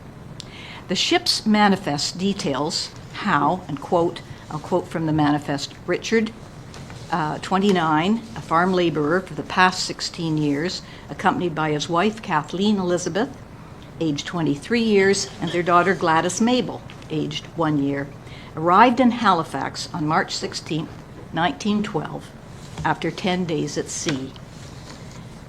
From there, they were bound for Drumbo, Ontario, where Rusko planned to work as a farm laborer on the 4th concession of Blenheim Township, and according to family records, once in Drumbo, they received the valued help of his employer, Mr. Stanley Murray, then reeve of the township, where apparently Rusco was able to take up a concession of land.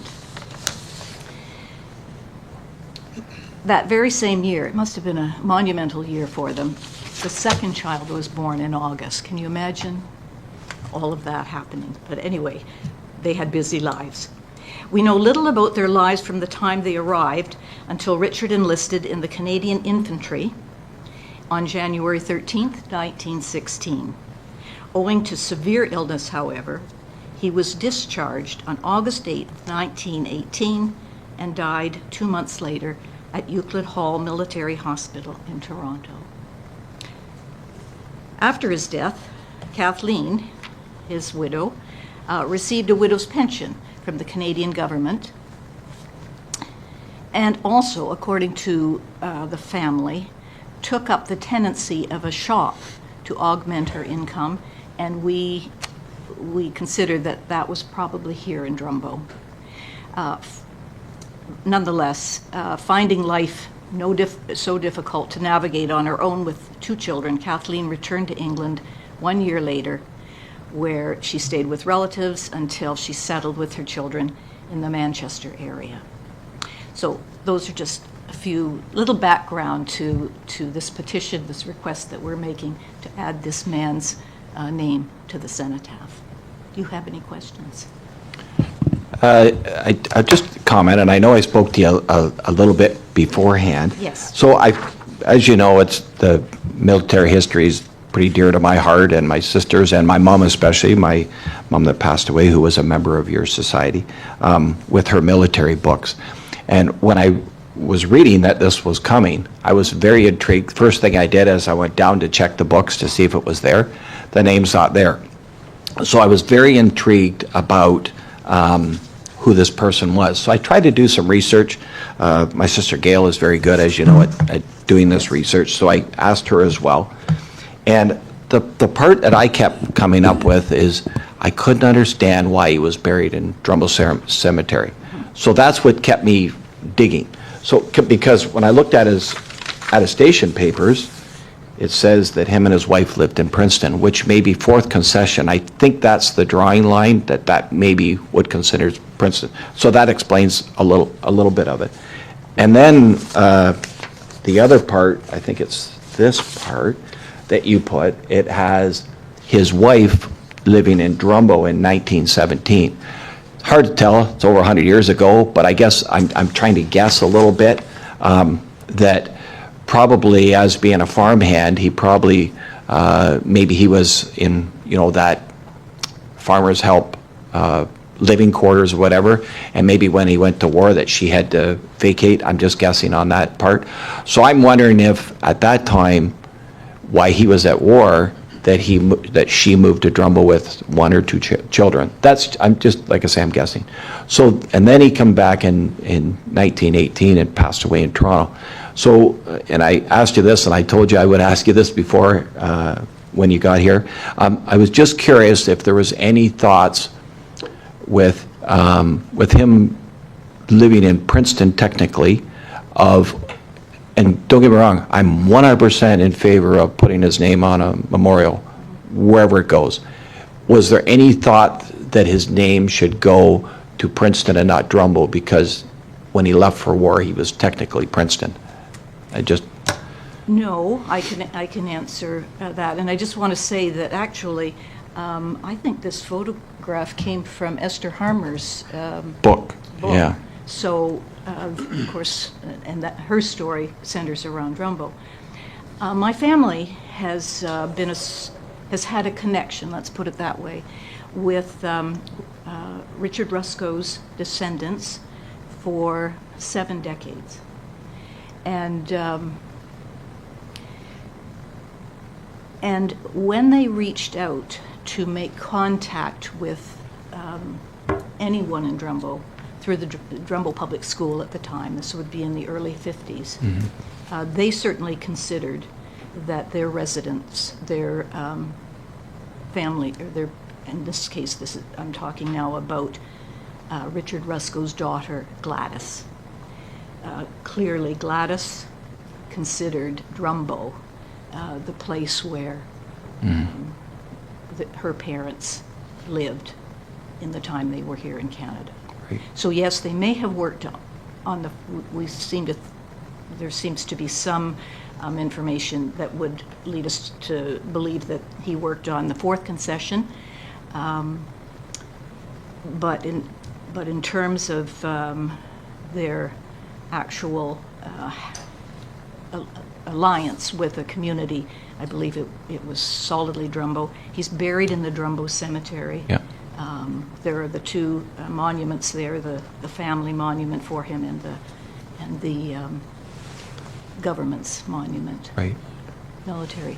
Okay, well, thank you very much. I like I say, I have to commend you all, whoever did all the research on it. There's going to be a new name in my late mother's books. This is going to be added in there. I thank you very much for doing that research. And it's funny, when I heard the name, I'm like, I knew that name, and I've probably read Esther's book. It's probably the only book I've ever read in my life, to be honest with you. I've probably read it 100 times. And I knew the name, but I couldn't think of where it was. And then when I saw that it was on, I actually went home and looked at it, one of my copies I have. But anyway, I do really want to commend you on all the research that's done. Remembrance Day was fantastic with all the plaques. I really enjoyed doing that. And I know I've spoken enough. I'll let council, if they have anything else to say. Go ahead, Blake.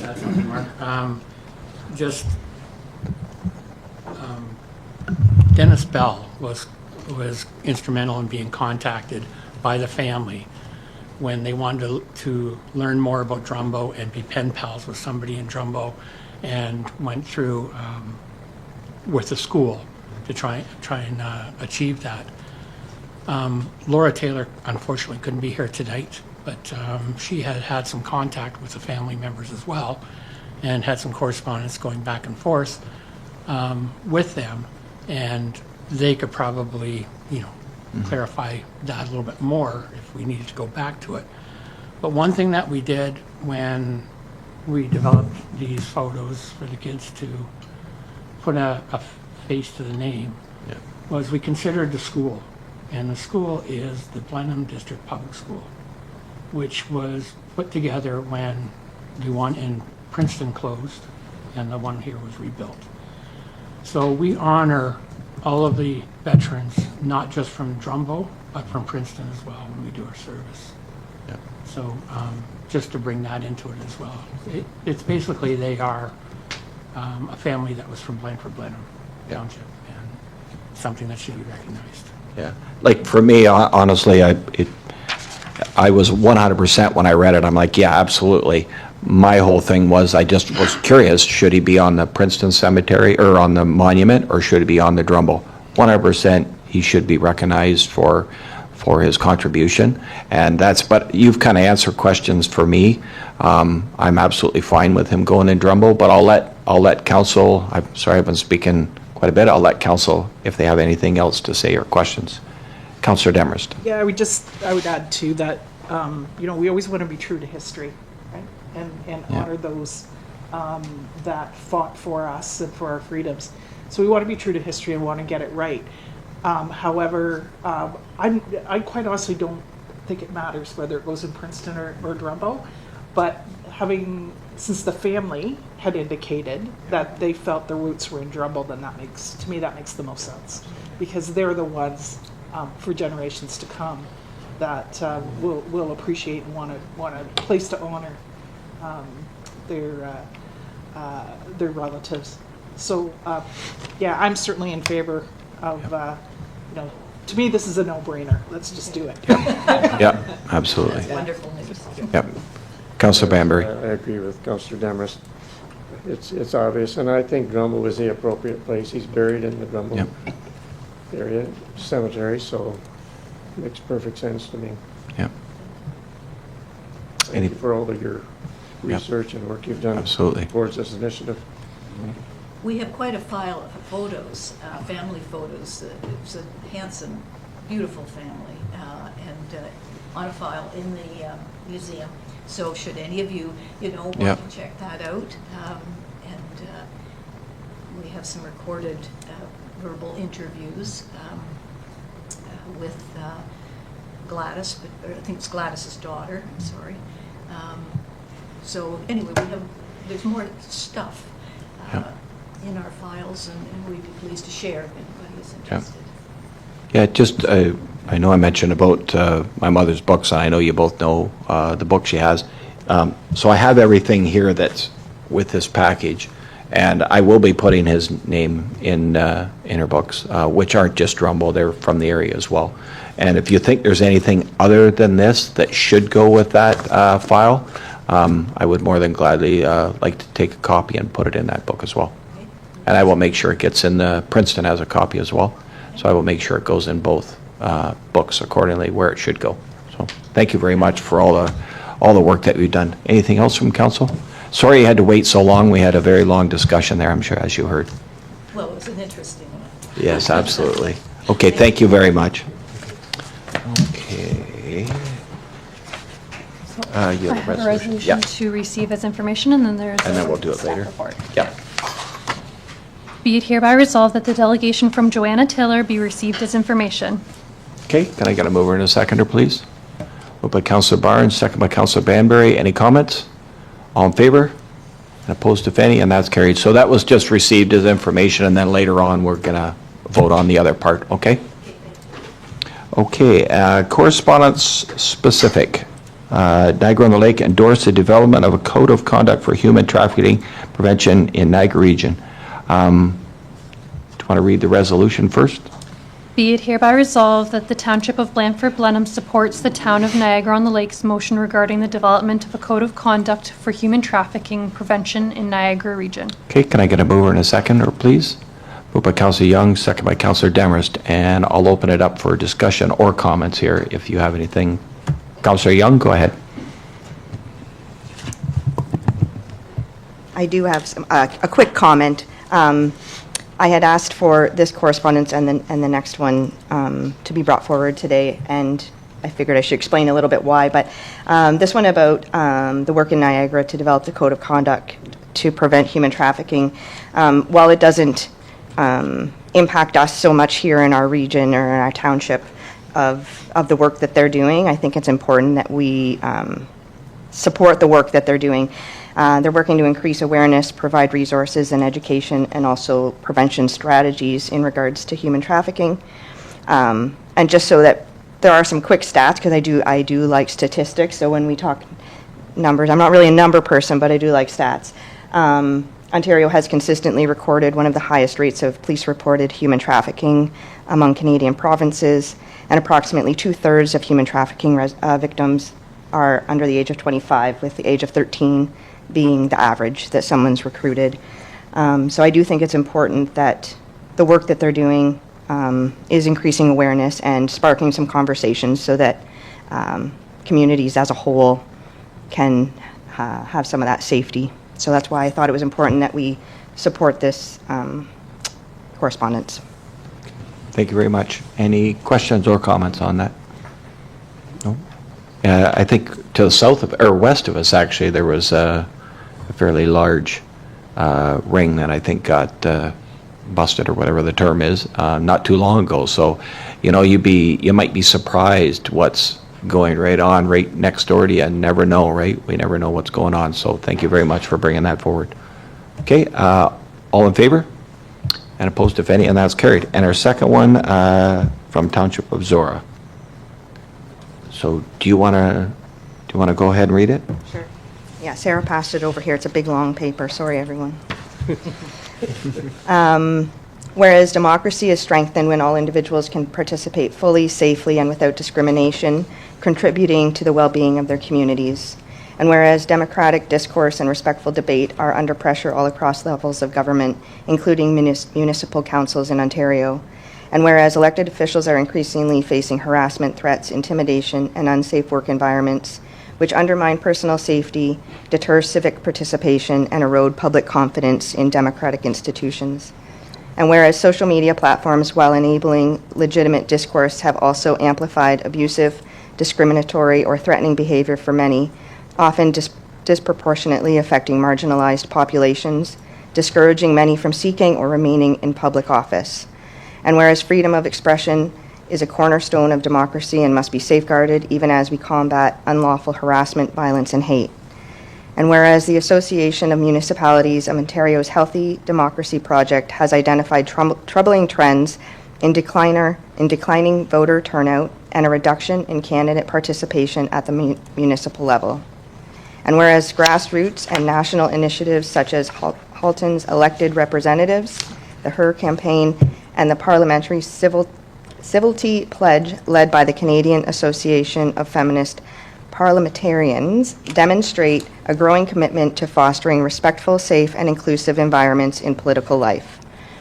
Now, therefore, be it resolved that the Council of the Township of Blandford-Blenheim supports the principles of the Elect Respect Pledge to treat all persons with dignity and respect in public, private, and online spaces, reject and call out harassment, threats, unlawful discrimination, and personal abuse, focus public debate on policies and ideas rather than personal attacks or identity-based commentary, build a culture of safety and inclusion, ensuring that individuals of all genders, identities, backgrounds, races, sexual orientations, ages, and abilities feel empowered to run for and serve in public office, call on relevant authorities to investigate and respond to threats or harassment directed at elected officials in accordance with applicable laws, model accountability and integrity by holding ourselves and one another to clear, transparent, and legally grounded standards of conduct, defend freedom of expression while actively opposing abuse and intimidation in all forms.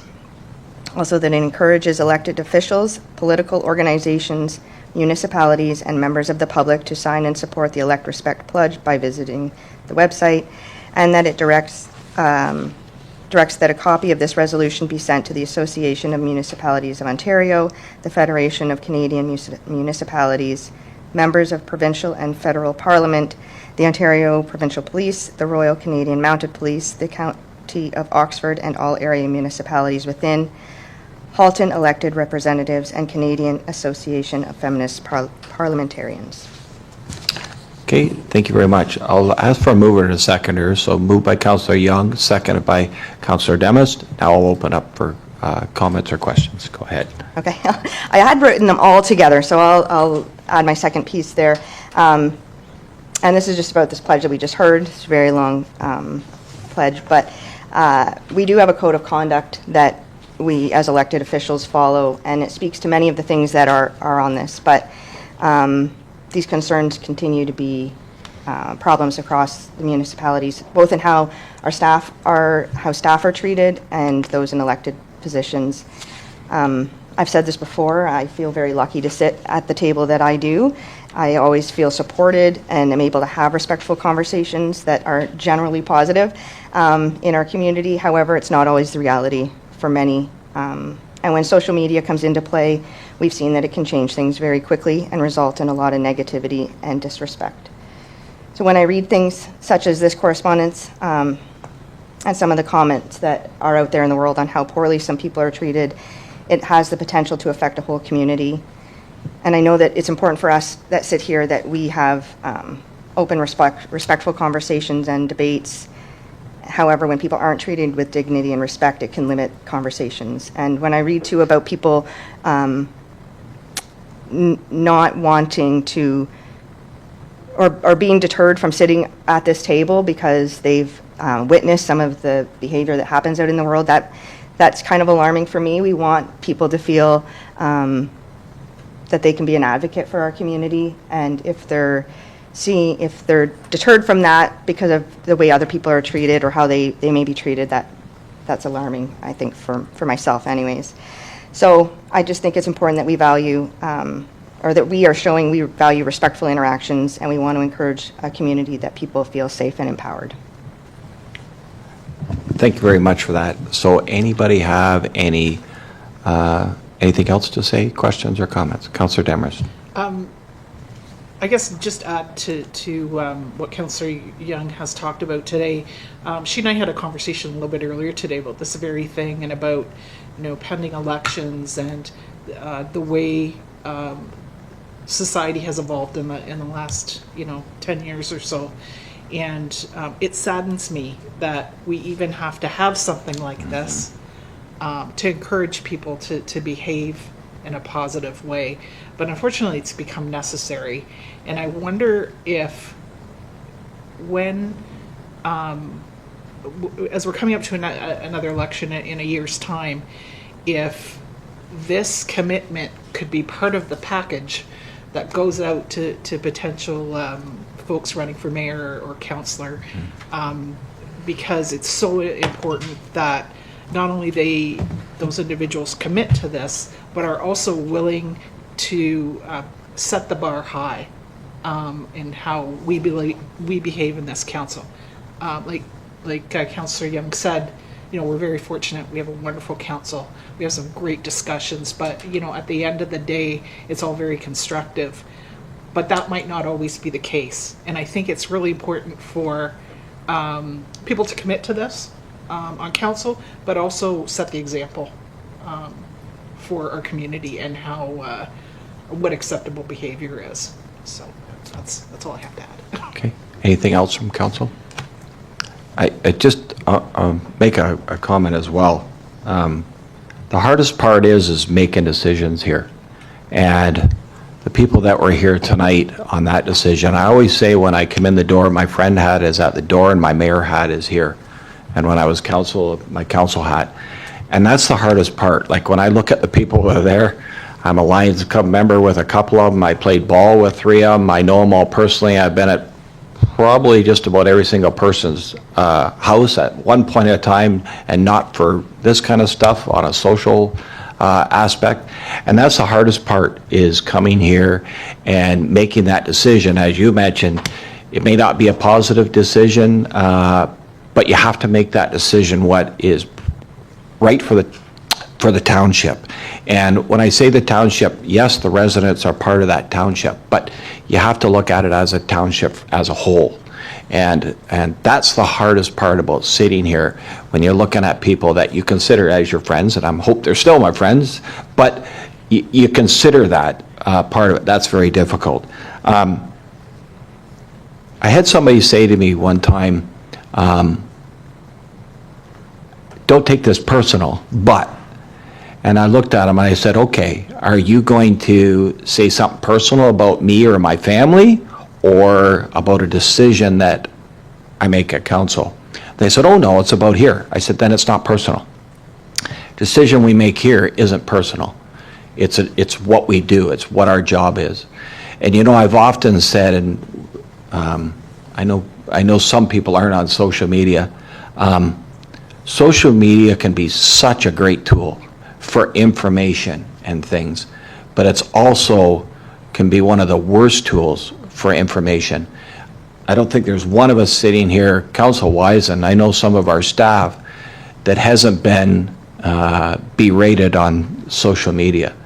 And the funny part is, some of those people I know very, very well, but most of them, they don't even know who I am. Who is the mayor?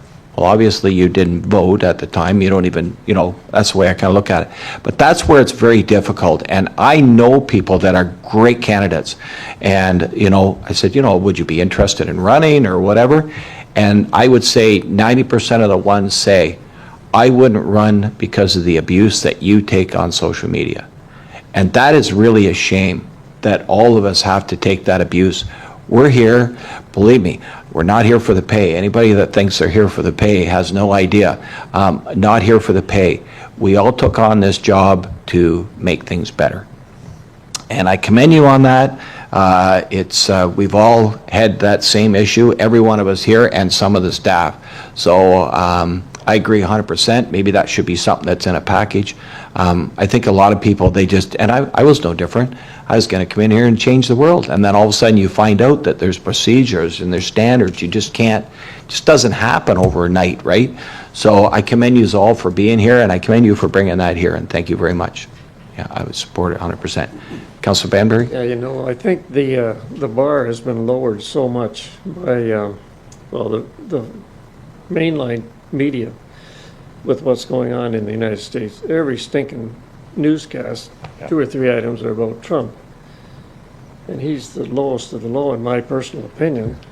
But the language he uses, the insults he makes on people, you name it. The list goes on and on. He's a criminal. He's a thug. You name it. But he gets the airtime. Younger people, they absorb all that stuff, and he has supporters, believe it or not. I think they're dwindling, I hope. But anyway, people watch that news, it almost becomes commonplace. So they think when they come to a council meeting and want to object about something, they can say whatever they darn well please and get away with it. And they don't treat anyone with respect. And it's throughout society. It's pervasive everywhere.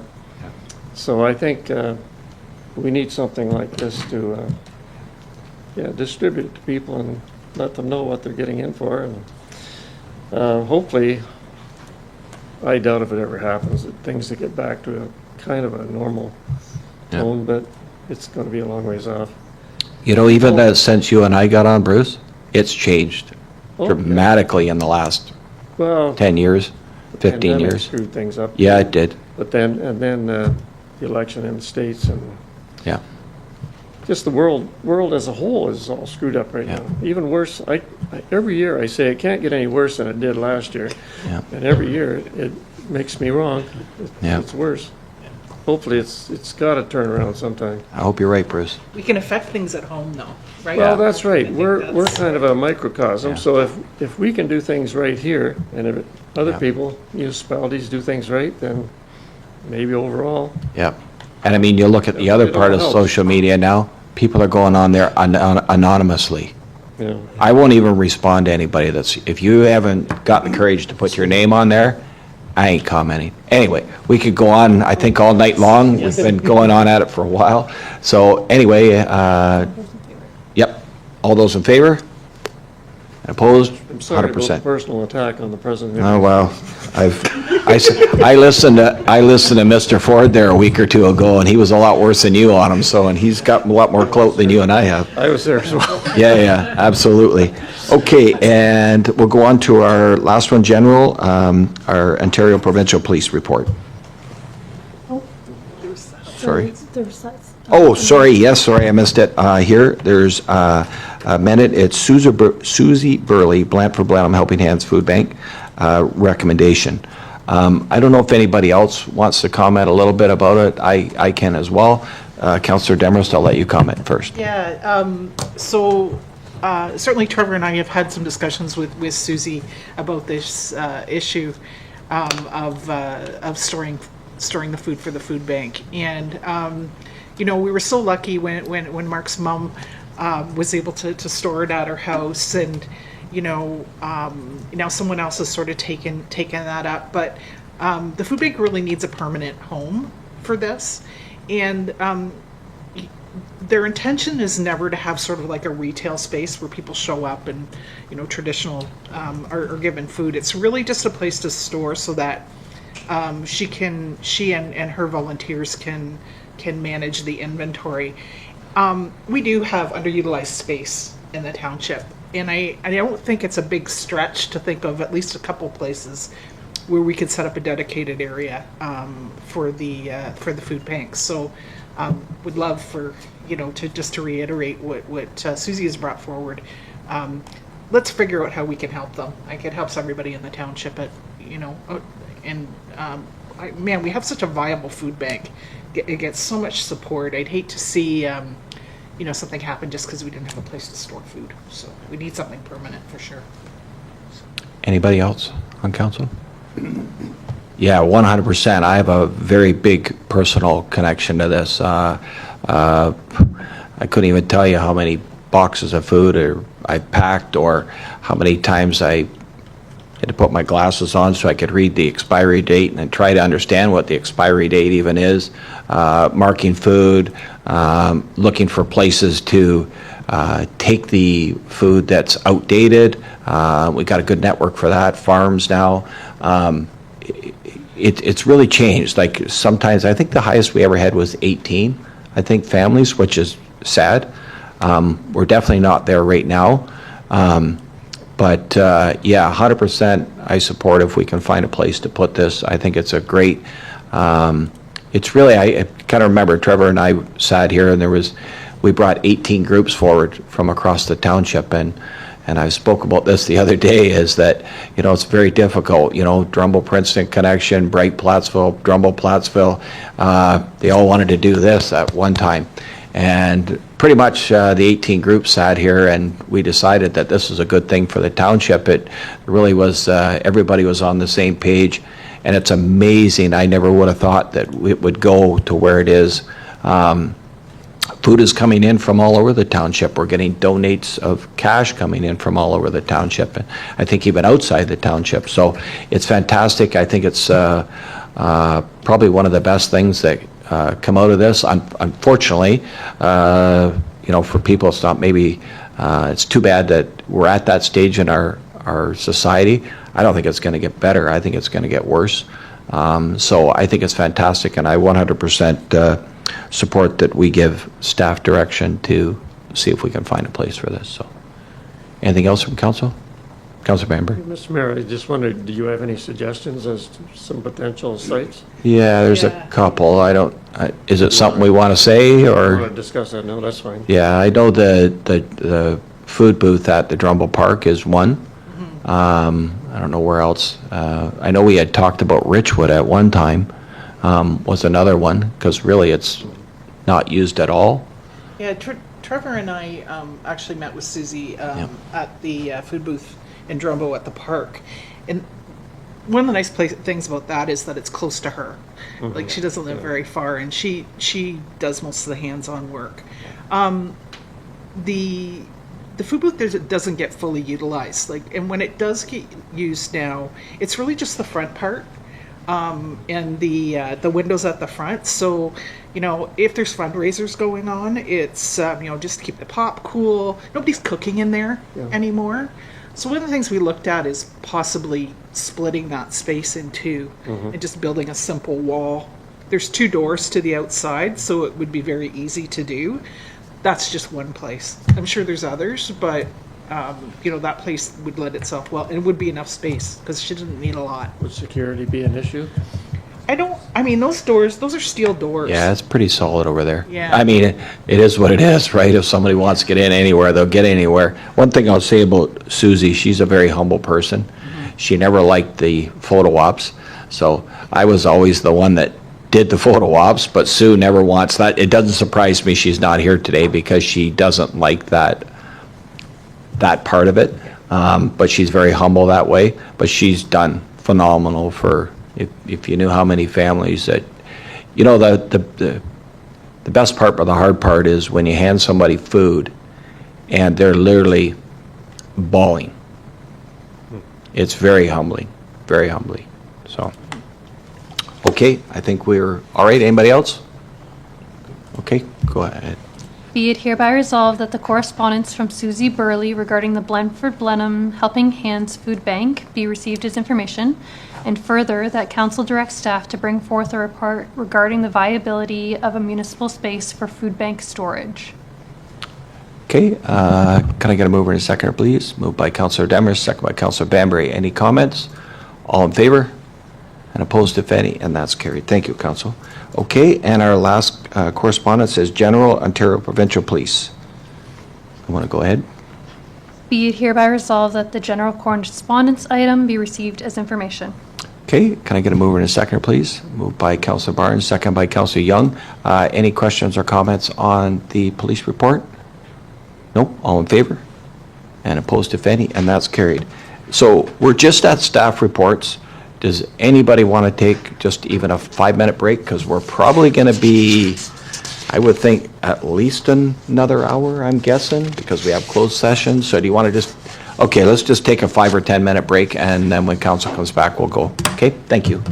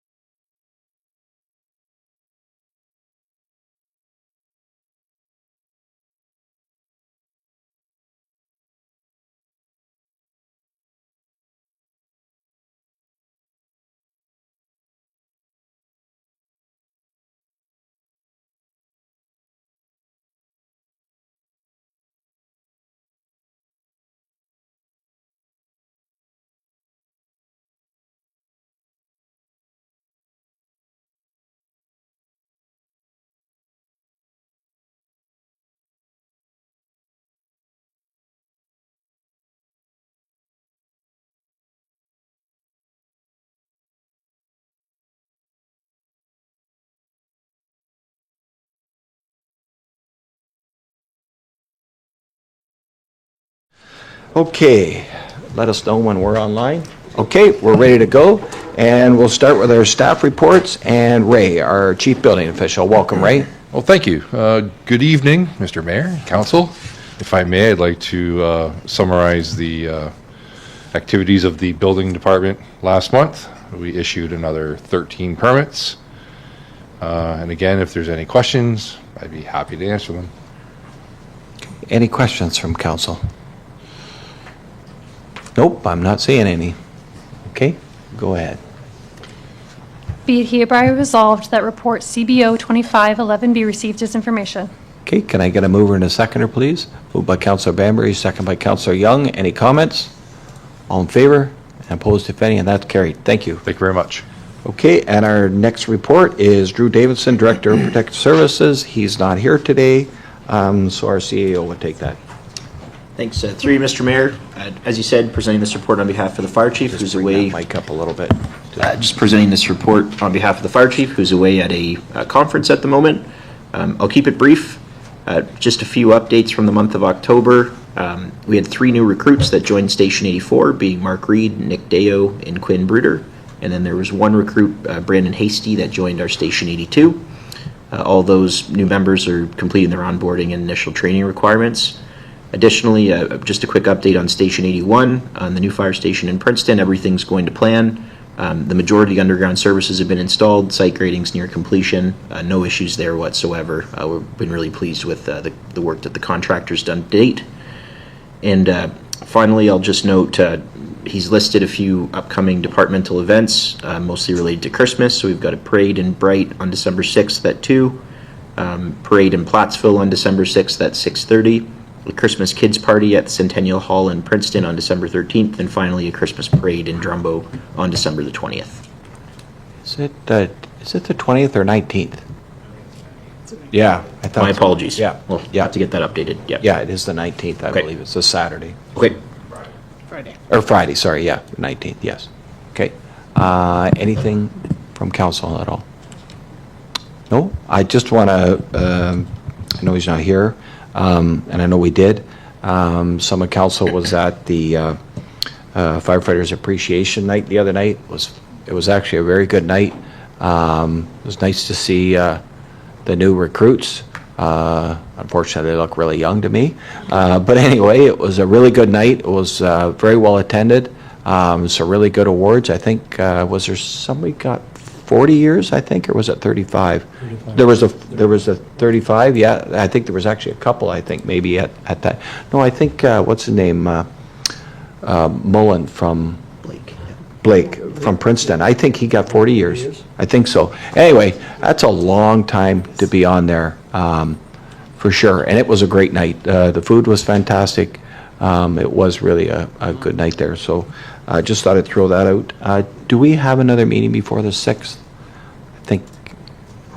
Yeah, we do. Okay, we'll wait for the parades and stuff at that time. We'll announce it. So, okay. Can I get a mover and a seconder, please? I didn't read the We got that already? No. You haven't read it? Yeah, just trying to get out of here. Be it hereby resolved that report FC 2519 be received as information. Now can I get a mover and a second, please? Moved by Councillor Young, second by Councillor Barnes. Any comments? All in favor?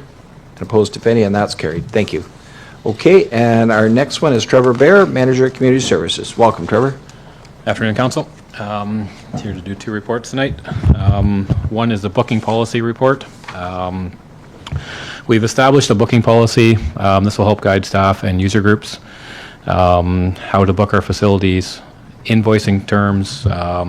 It'll explains alcohol events, insurance requirements, security requirements, raffle and gaming requirements, food service, food trucks on township properties, cancellations, emergency procedures, cleanup requirements. Right now, most of the stuff is all communicated to the renters, and the staff understand how it works, but this is just a policy for staff and user groups to follow and understand how we operate just to operate our facilities a little bit better. So just those are the kind of the areas that we touched on this policy. Okay, any questions from council at all? Councillor Demers. Trevor, we know who many of the user groups are, and I'm wondering if, once policy is accepted, if maybe we can distribute it to the sort of the frequent users so that they have it in writing? And if you do rent our facilities, you will be Okay, reviewing get the it? policy. And Okay. going back also in this policy, the insurance, when we touch on the insurance, there is, in this package, there is the intact insurance rates for events also, so council can see them. We won't go through them all today, but it is in this policy. If you're renting for banquets or something in our anniversary party in our pavilion, it would be a non-alcohol event. It would be $25 for a 1 day for 1 to 50 people. So there is in this policy, it does reference the intact policy for our insurance that we are going to offer for user groups to use, and they'll get that as well. Great. Thank you. Welcome to our world of lawsuits, right? Anything else from Councilor Young? I have a question about the piece about the security, but it kind of falls more into the report later on. Should I just hold on to that and talk about it when we... It will be in our municipal alcohol policy, yes, coming Yeah. up later on. Yes, we can talk about that later on. Okay. If you would like to, or we can do it now. It doesn't really matter. Jerry. We'll touch it, yes. Okay. Anything else from council? Just one thing, and I don't know if she's changed it in our policy or not. I brought up about the food truck requirements for events on township property. It's item 10C, I guess, well, a few of them are. And just number 2 was health inspection certificate current from Southwest Public Health. That was number 2, and then there was another one about Southwest Public Health. And the only thing I asked to have added or changed in there was some of those food trucks, probably most of them, don't come from our region, they come from Kitchener, so that way, or We will equivalent. accept Waterloo Region. Yeah. Public health certificates, yes. Yeah. But for events, for public events, they still need to apply to Southwest Public Health for, just to let Southwest Public Health know there's a public event happening. So if anything happens at that event, they can trace back. Yeah. So they just have to apply online. They have to give 14 days notice.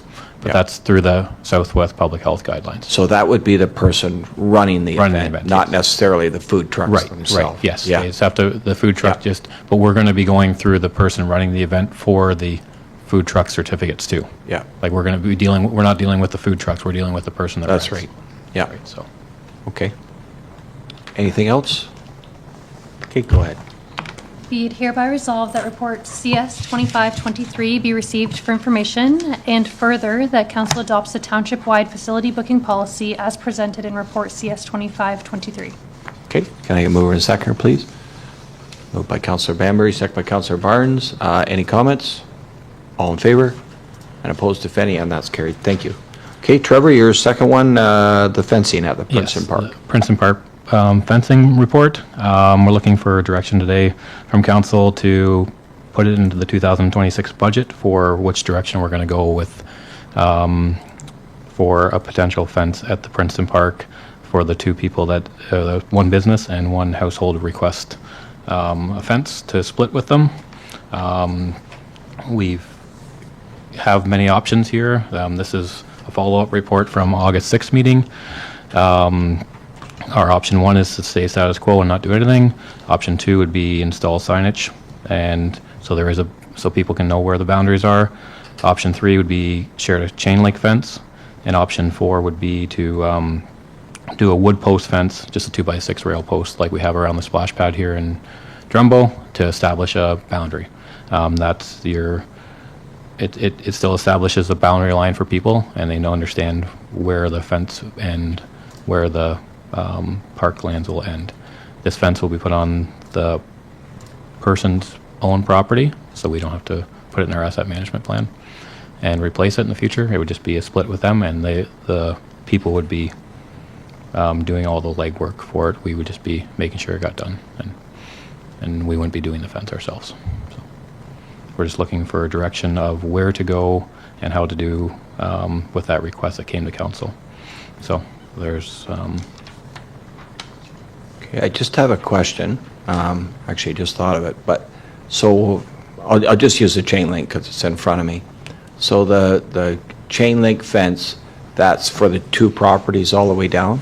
That's for the 2 properties all the way down, and then we went down the sidelines of the residential house. Okay, so do we adjust that fence to the length? Because obviously if one's only 100 feet and the other's 200 feet, are we going by, like if only one wants to do it, or even if they both, which one would, like if we do a shared thing with them? Yep. Would you do it by the amount of feet on that property, would get that amount of money towards For the each share? property, yes, if there's a concern for the, Yeah, because I'm thinking the first property, if we go down the side and all the way down the end, yep, that fence is a lot longer than the yes, one. yes, yeah. So yeah, they yeah. would get more money per se. They would get more money, but it would cost them more money as well. It would Yeah. just be a split. You'd still split it with them, however yeah. Yeah, I think you would almost have to divide it by the number of feet. You know what I'm saying? Yeah, whatever feet Yeah. each residents needed, or the one resident needed and the one business needed, you just do it separate, you wouldn't do it together. So in here, it is together, like Yeah. just as a whole, as a Yeah. 385 feet of fence. Yeah, I think it's 385, yeah. okay.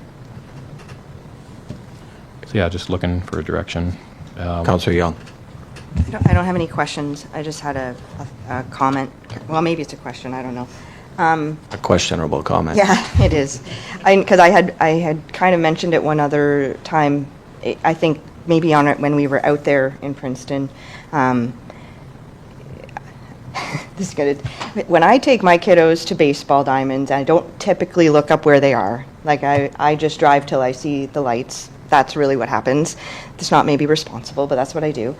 So if I were coming to Princeton, I would be just looking for the lights, and I too may park on the road. I know where it is, but if I didn't, I might just park on the road as well because I can see the lights. And there's no, I wouldn't really know that the parking was up and down the next road. So I'm wondering if it's a possibility. And when I look at this, I'm kind of thinking that we do own a part in this, I think, or play a part in this. Whether I kind of am leaning towards the last one, the 3B, but I also wonder if we can add in there that we do have one of those, because I don't know that we do one of those parking is, like with the arrow up and to the left. So when people are coming in, Yep. that it directs them, because you may not know that it's there. I think it's on the corner, is it? It is on the corner, but again. where you turn? Where you turn, yes, down by the museum library. Yeah. There is a fence, there is a sign there. But yes, and I would think that people that park, it is 385 feet. If you parked in front of the house, there's a trail right there Yeah. that you can get into the park. And if you parked in front of the business right now, it's just walking down the street. There is no sidewalks on that side. It's a deterrent in its own. But I do understand that we could put signage along there saying that there's a probably along the street there. I'd have to talk to. Because it's likely people that are not from town that are parking there Yep. and cutting through. Yes. Because it's easy, and Yep. maybe not knowing, just drive a little further. Yes. Yep. I look at it and go, I would never cut through somebody. I've been to every ballpark in Ontario, and I would Let never. me go back. Yeah, I wouldn't know. cut through their yard. I would park on the street, though. But in all fairness, I probably would cut through the garage. I mean, if I saw it and went, yep, I'd probably walk through there, but I would never cut through somebody's backyard, right? Like, I mean, and when I heard about kids on their trampoline in the back of the yard, I'm like, okay, there's got to be some onus onto the parent a little bit, right? Like, I've spoken enough about this. I think my thoughts on it. Somebody tore a fence down. I don't think we should be replacing their fence. That's just my opinion. I can definitely see the garage. And I'm just thinking future down the road, if we're doing some, we should probably continue right on behind the fire hall. Just so that squares off that piece of property. That's just my thoughts on that whole thing. But I'll let council kind of decide what they want to do, but I'm a little bit against putting a fence up for somebody that tore a fence down. That's just my personal opinion. Go ahead, Councillor Bambury. Through you, Mr. Mayor, what do the neighbors, what would they prefer? What's their preferred option? Or have we not approached them yet about that? They approached us. with a letter, and in that letter, it just said a fence. It didn't, I'd have to look at that letter again. I don't think it's a chain link, and I don't think it was anything that we proposed in here. I think they wanted to mimic what they have on the side fence there, which looks like an 8-foot wooden fence. Then when we were on site, between the business and the house right now, they put a new fence up there. It looked like an 8-foot wood fence. Again, that's, yeah.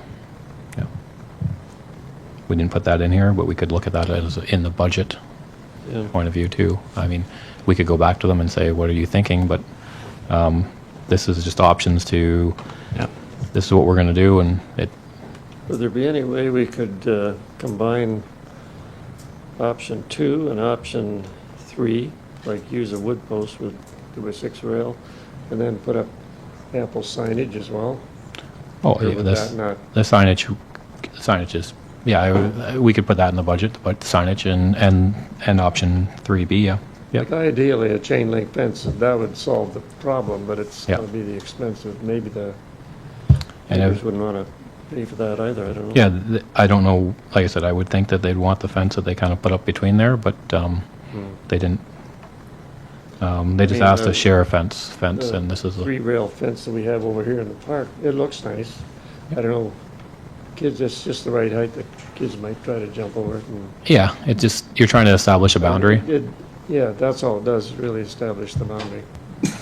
I guess the one thing we should absolutely think about it, and I don't know where there is any other spots for sure, but whatever we decide here, I think it's setting a precedent for going forward. So I think if there's any of these, I'm just trying to think of Drumbo, I can't think of any, but, well, actually along the edge. Alongside. If you take the soccer field, right? So south side of the Drumbo Park. So if you put a chain link fence up there, if I was the people that lived over here, I'd be calling in going, let's put a chain link fence, board fence, whatever it is. So I just, and I'm sure there's places in Plattsville, I'm sure there's places in Bright, but I just think we have to be prepared. If we set a precedence of putting an 8-foot high board fence all the way down there, be prepared that somebody else is going to be coming forward. I guarantee you, if I lived there, I would absolutely. Go ahead, Councillor Young. So people are cutting through other people's property to get to Drumbo Park? We've never heard of it. Never heard of it, but. I mean, there is a street, Henry Street. Like, I think they come on Maitland Street, don't they? Up through that way? Yeah. I'm just going to look it up, because I can't picture where people would think that that's a throughway. Yeah. Well, the end of the street over here, so technically it's kind of the end of the street over there for sure. Go ahead. I understand what you're saying about setting a precedent, but I think this is the kind of thing that can be taken on a case-by-case basis because, as Councillor Young pointed out, you know, unless there's a similar issue of people cutting through, then we're not really comparing apples to apples. So if we do something here because there's a known problem and there needs to be addressed, then that's different than if somebody that lives along the fence line at Drumbo Park. So are you talking both properties in Princeton because they're not cutting through the one property, or are you just talking the garage, or are you talking all of them along there? So if we're doing all of them, well, not all of them along there, but isn't it just the first 2 properties that are in question? Yeah, well, one is a house and then one's the Yeah, garage. one's the And really, technically, our I'm sure if Drew was here, our fire department, they actually set up camp in there and we're doing barbecues with trailers in the parking lot at the fire hall. You can ask Drew, it actually happened. So how far down do you keep going? That's what I'm trying to say is, like personally for me, I don't think anybody's cutting through their house.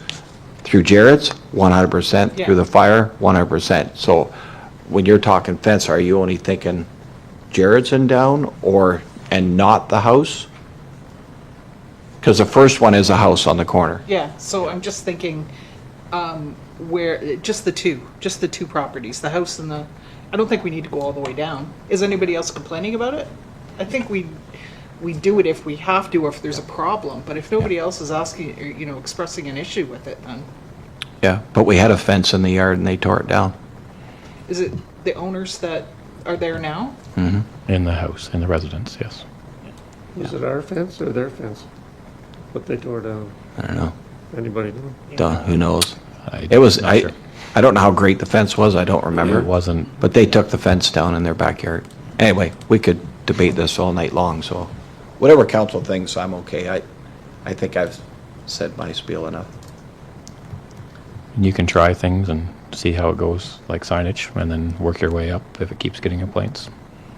It's, Like I say, I can 100% see the garage. I guarantee I'd walk through there. I would. Absolutely. I think I probably have. And even the fire hall, if I lived at that end, I'd cut through the fire hall parking lot to go to the park. I guarantee you. I know they come in through, there's like a little pathway at the far end right by Cadwell's where you can kind of cut through and walk through down there as well. The only complaints I know of, I know the fire hall did complain about them partying in their parking lot. And Jared, and then there's the house. I just have a hard time replacing a fence that somebody tore down. That's just, and that's where most of the fence is that first house. Is the first house? Probably looking at yeah. 300 feet or 275 feet of the three. Yeah, probably 250 to. Yeah. So anyway, whatever. I think we've all discussed this a lot. So. Yeah. So if we went with the $4,000 option, they would pay the bulk of that. The house. The house would pay the yes, bulk, yeah. They would Just probably be get based on- 6,000. Yeah. And then 2,000 for the garage. I'm just throwing that number out there. It's not exact, but yeah. Right. What's council's thoughts? I think we've. I'd sort of like to see a boundary there, one way or another, just as being good neighbors. I mean, if somebody sets up shop next to you like the park and it's interfering with the enjoyment of your property, I mean, they do have kind of a legitimate complaint. But I know, I'm not so concerned about setting a precedent, but I don't know which one is going to work the best. Well, I know which one would work the best, but I don't think we want to lay out quite that much. Yeah.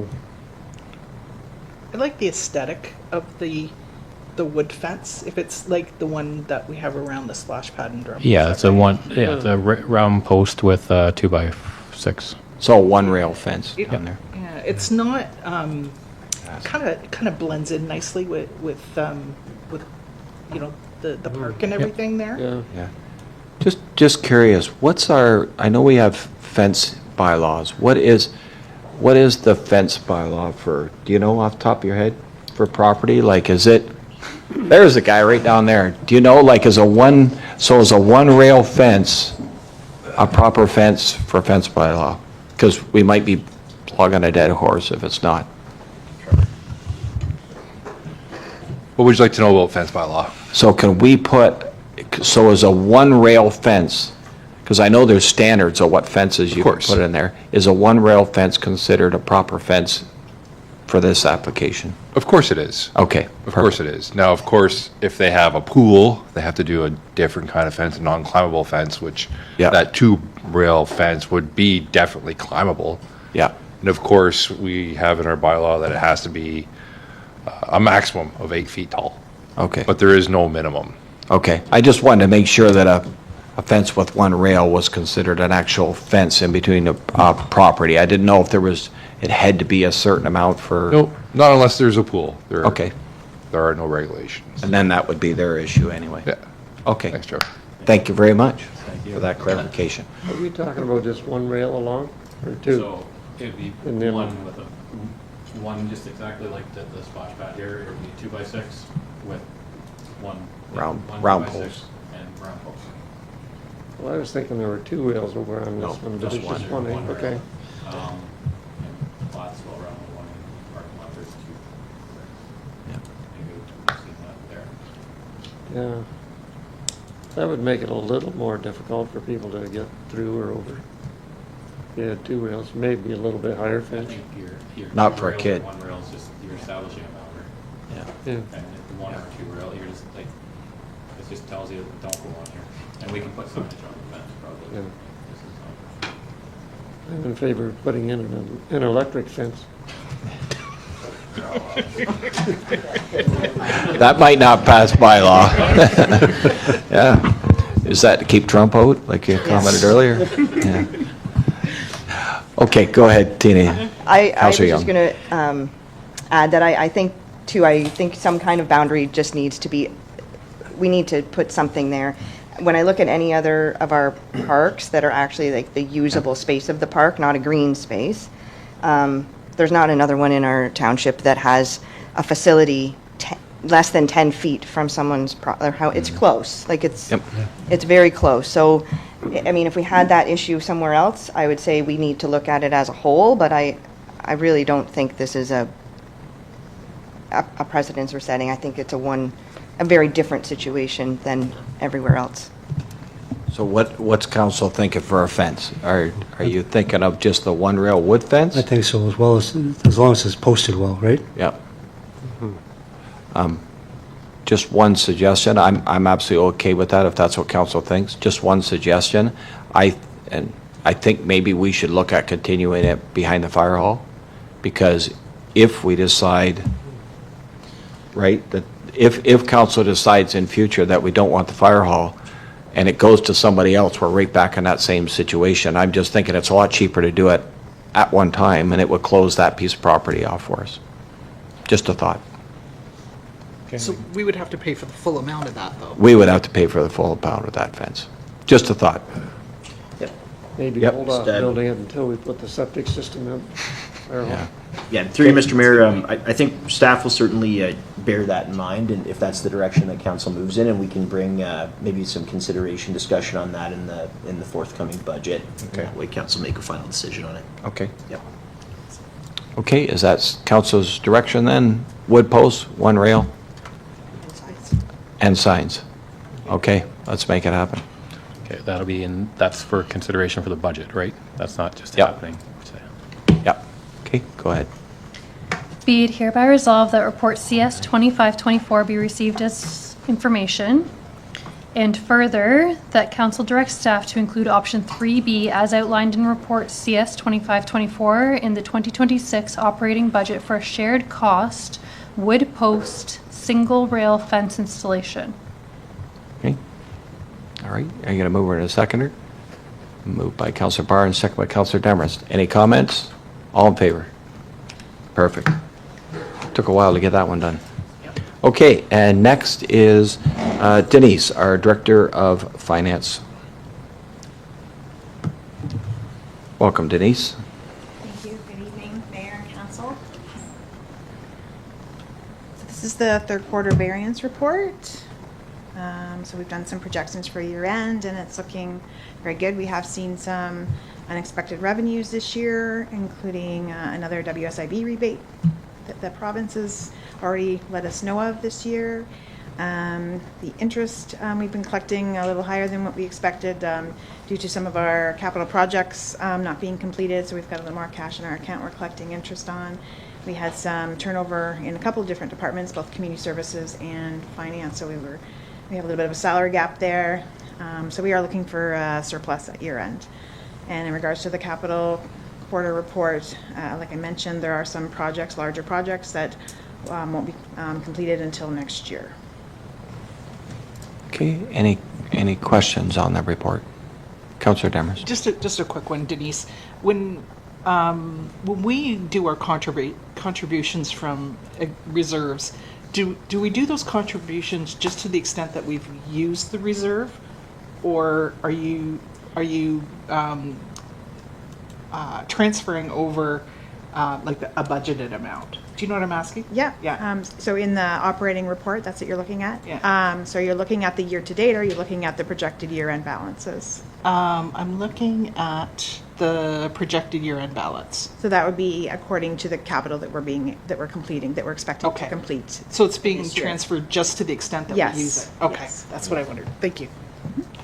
So just like, I want to make sure I get clarified, so all we're doing is going to take that money, because that capital's not done, and move it into We the will same include spot it for in our next year. Capital budget for next year. For next year, yes. Yeah. perfect, I think. Does everybody understand? I just wanted to make sure exactly what Councillor Demers was trying to bring forward, because I'm not the bean counter.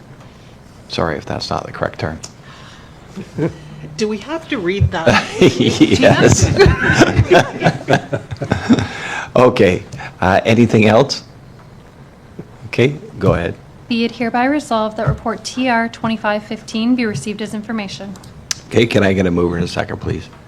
Moved by Councillor Young, second by Councillor Demarest. Any comments? All in favor? And that's carried. Thank you.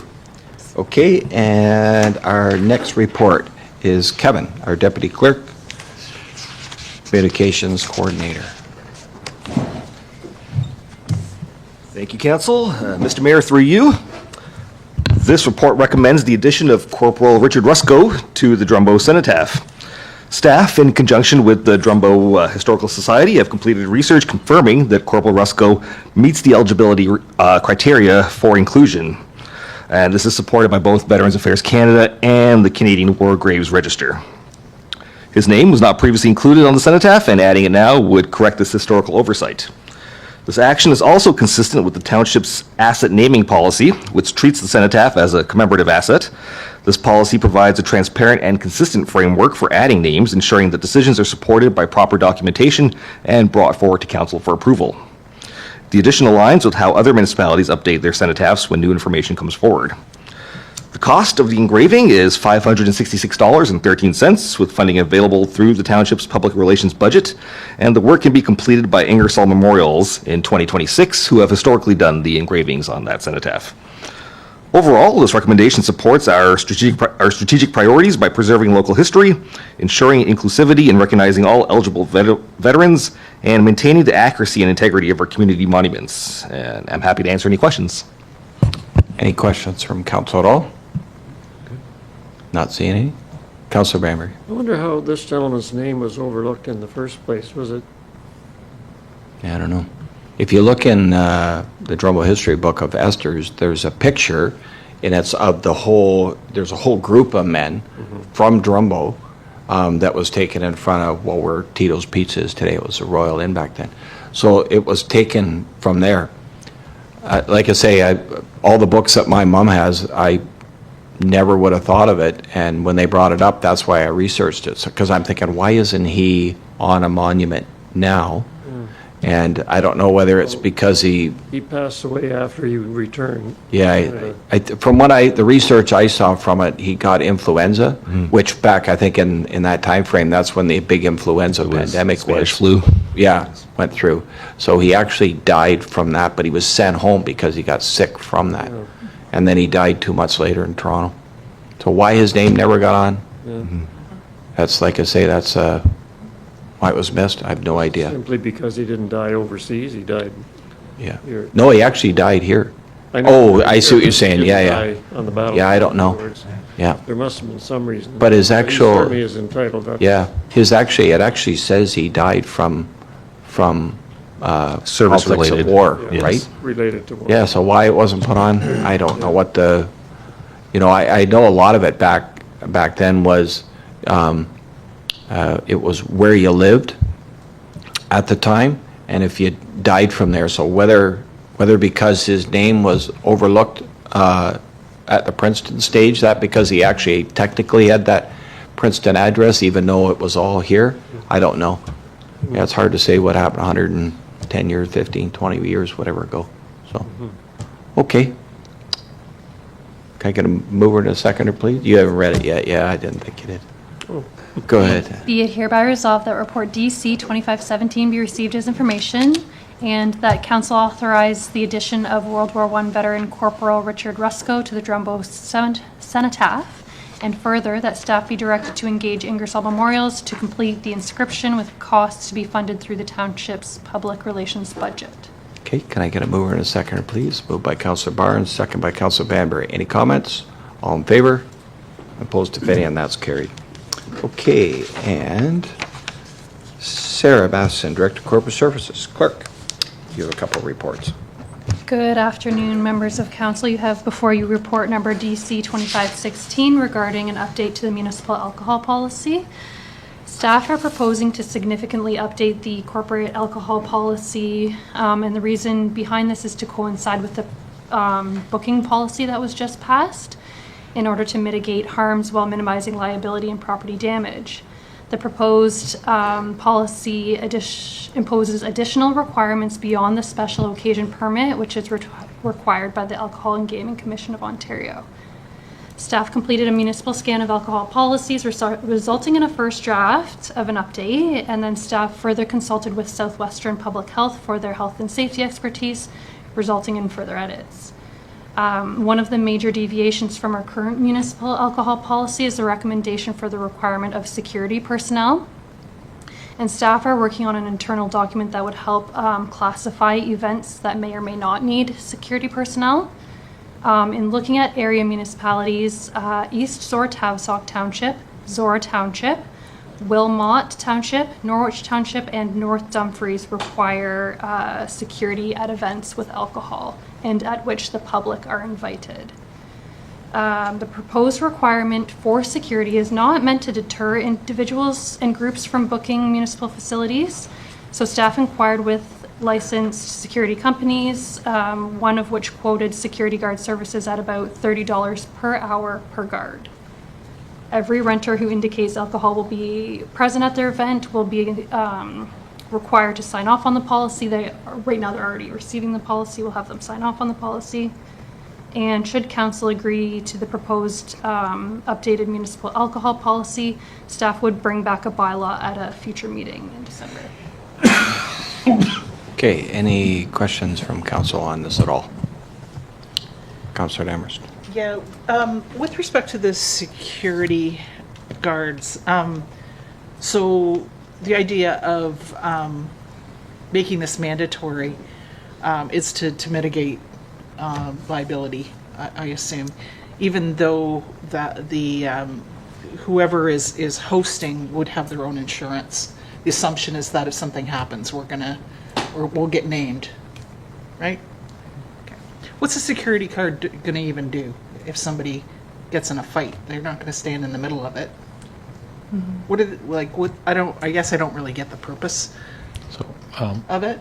Like, if somebody's going to get hurt, if somebody gets hurt at a dance where there's alcohol, I mean, regardless of whether there's a security guard there or not, the outcome's going to be the same. So I'm not really sure how this really helps. Is that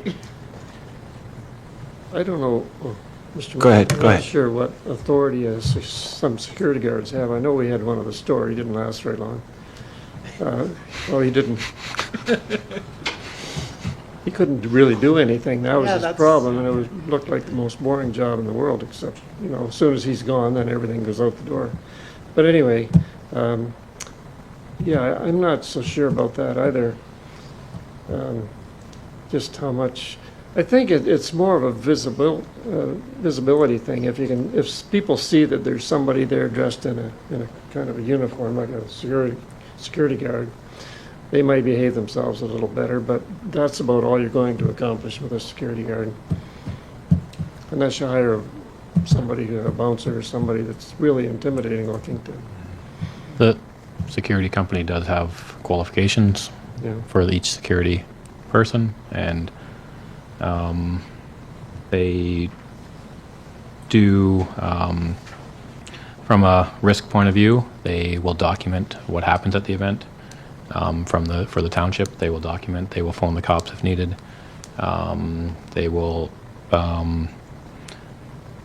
make sure that people are at the front. They watch the front door. They'll watch for over-serving. They watch for a lot of things, supposedly. That's what the security company will offer.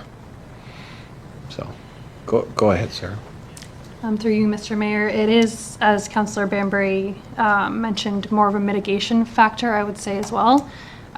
In some cases, at certain municipal facilities for bookings, there are no staff present. So security personnel would be successful, hopefully, in mitigating any issues that may crop up. Councillor Young. I have a comment and a question. I'll start with my comment first. although now I'm going to forget my question. So I'm going to ask the question first. Oops, sorry. For if somebody was wanting to rent it out, they had to hire a security person. Do they need to go find that person, or would we have this security company that we always would say, hey, this is who we use? That's my, and then I have another part. Go ahead. Through you, Mr. Mayor, to Councilmember Young, they would be responsible for securing their own security guard, but of course staff would work with the renter to suggest if they needed help, suggest certain companies that may, over time, be familiar with the township and our municipal facilities. Because that's what I wonder, like, we know that we're kind of out in the atmosphere sometimes, and it's hard to find resources that come to our small communities. So to know on a Saturday night, they may not want to come to Plattsville or Drumbo. But I too, I have some mixed feelings on the security piece. I think it's more of a comment, I guess, than a question, but we know that our facilities are not overly used, that we have this resource, and they're not used as often as they could be. And I feel like this will deter some of the groups that do use them. So I think, like, my question, I guess I do have a question then. When I think about the Drumbo Lions Club and the elimination draw, it's a great event, has a whole community that comes out and has come out for years. I wonder what kind of piece this plays, and I know you're going to have a list, but it's hard to make a decision when we don't know what kind of activities fall into that. So that the public's invited, there is alcohol served, so I guess they now need a security guard or two, I guess, if it depended how it fell. So I just worry that we're putting boundary, like we're just limiting even more our facilities being used. And I understand the legal side of that, and I just don't know if that's something, and if it does look at our insurance and that changes our insurance outcomes, if we have these security, if we have to have, if this is a rule from the alcohol and gaming, is that you have to have this, or if this is just, I don't know, I'm not sure. I don't love the idea, but it's not just me. So I got to ask this question. So if they have a buck and doe, do they have to have security? Yes, Mr. Mayor, a buck and doe would be considered high risk, Yeah. where the public is invited. So I'm a service club member as well, and I don't know if this was standard across everybody right across Ontario. I think it's a no-brainer. We just do it. I'm sorry, when I read this, I missed that part of it. But I'm really concerned as a service club member that some of the events, they just may say, we're not doing it. Just because you're looking at it's going to cost you $200 or $300 for a security guard for the night. They may only make, $500-600 at a night. They're just going to say it's not worth doing it. So I'm worried that I get where it's coming from. Unfortunately, it's the day of the lawsuit, everybody, but I am a little concerned about the security guard. Even a buck and doe, if we had to have a security guard here and you didn't have to have it, say Burford, I'll just use their hall for example, and you lived in Princeton, where would you go? Because it's the whole object of a buck and doe is to make money, right? So you're going to go, if it's, I don't know, I'm just kind of thinking out loud. Councillor Demers. And can you imagine the aesthetic at having a wedding at Princeton Hall and having a security guard or two security guards standing there at a wedding? Yeah, it doesn't feel good to me. And I know, respectfully, Trevor, they're going to stand there and they're going to watch, what people are doing, and they're going to, check on this and that, and that's fantastic. But, I speaking from, being very involved in Drumbo Lions Club events, we all do that. And we're probably the first ones to pick up the phone and call the call the police if there's a problem. We're watching for people who are coming in. We're watching for people that, because we have Smart Serve representatives, we're watching for people that are being overserved. We're all like I said, I'm speaking from the Lions Club perspective, and I think about the hoedown. And we had, I don't know, 12, 14 people there. Yeah, at least. Lions Club members, and I like to do those very things. I don't think a security guard could add any value to that, in my opinion. And I agree with the mayor that, $300, that's probably about a third of the profit that we would make on a hoedown, for example. Yeah. So it's not, we're going to deter service clubs.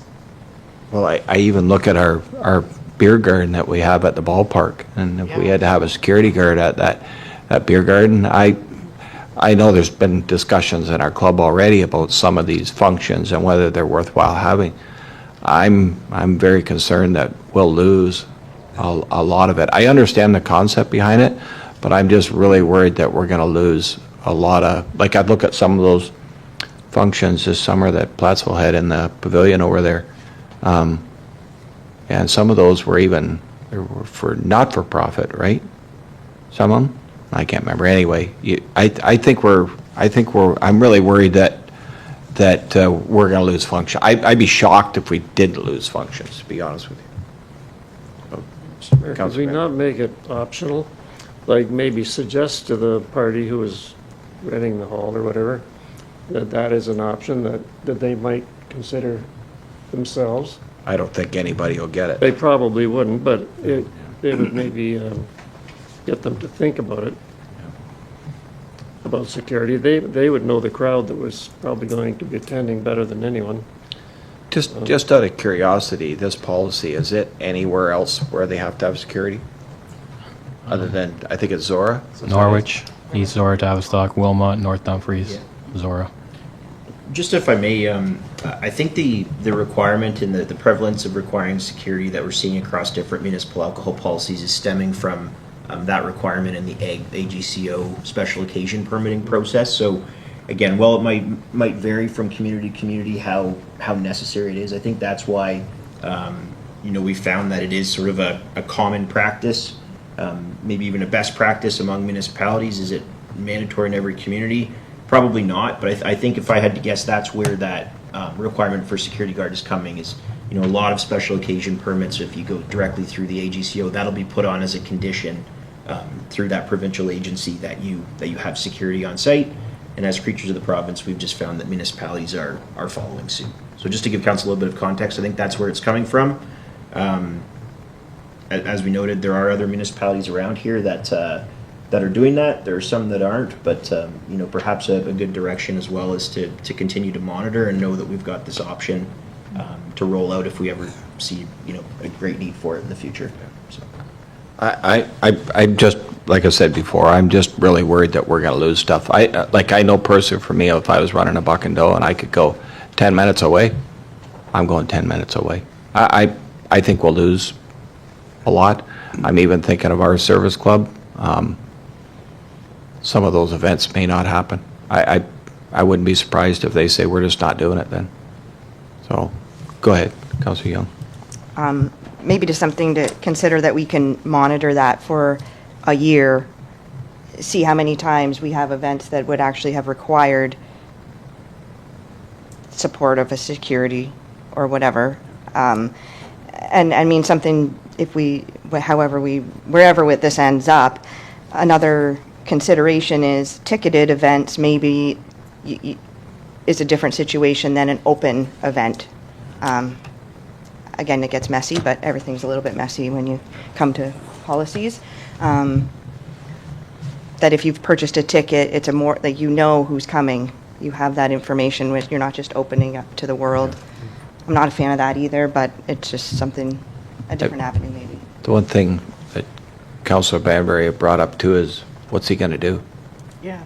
Like I think of the functions, like I honestly, I sat here and the last time I thought that we probably should, I'm sure there's been some Buck and Does, 100%, but I'm sure they're dealt with the people that are running it. But I'd have to go back a long, long ways to think when we needed security at any of our events, a long ways. And that would be that was when they had demolition derbies here in Drumbo, where there was a little bit of crap that went on outside of it. But like I say, I'm not against it, but I'm really afraid that we're that maybe we're overthinking it a little bit. That's my concern.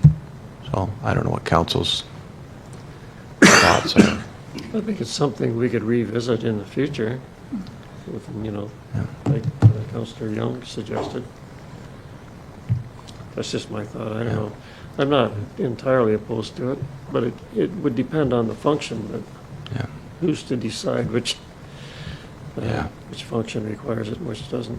Like like I say, I'm speaking from a service club. I could see one event maybe not happening. I could see 2 for the Lions. Yeah, I could see it not happening because of the cost. Yeah, go ahead. Sorry, didn't mean to speak out of turn there. To me, the bottom line to me is I really don't think a security guard is going to mitigate our exposure, because they can't really do anything. And, you know, as far as being a deterrent, you know, a couple or three big guys are going to be more a deterrent. Like, or people that are members of the Lions Club or whoever will be just as much a deterrent. I just don't think it's going to serve the purpose that you know, we're trying to accomplish here. I don't think it's going to mitigate any kind of exposure for us. Yeah. We'll get sued whether they're there or not. Yeah, I tend to agree. So I guess I got to ask this. So we have our policy. Do you want to adopt the policy, but to amend that part out of the policy? Is that what we would do? If this evening, Mr. Have you Mayor, we come could receive the report as information. The draft policy before you is actually attached to a bylaw. Okay. So it would come at a future meeting where I could take out the requirement for the security guard. Okay. Is council okay with that? I think so, yeah. Okay. I have one more question. Sorry, tonight's going on. What's it matter now? It's 7:30.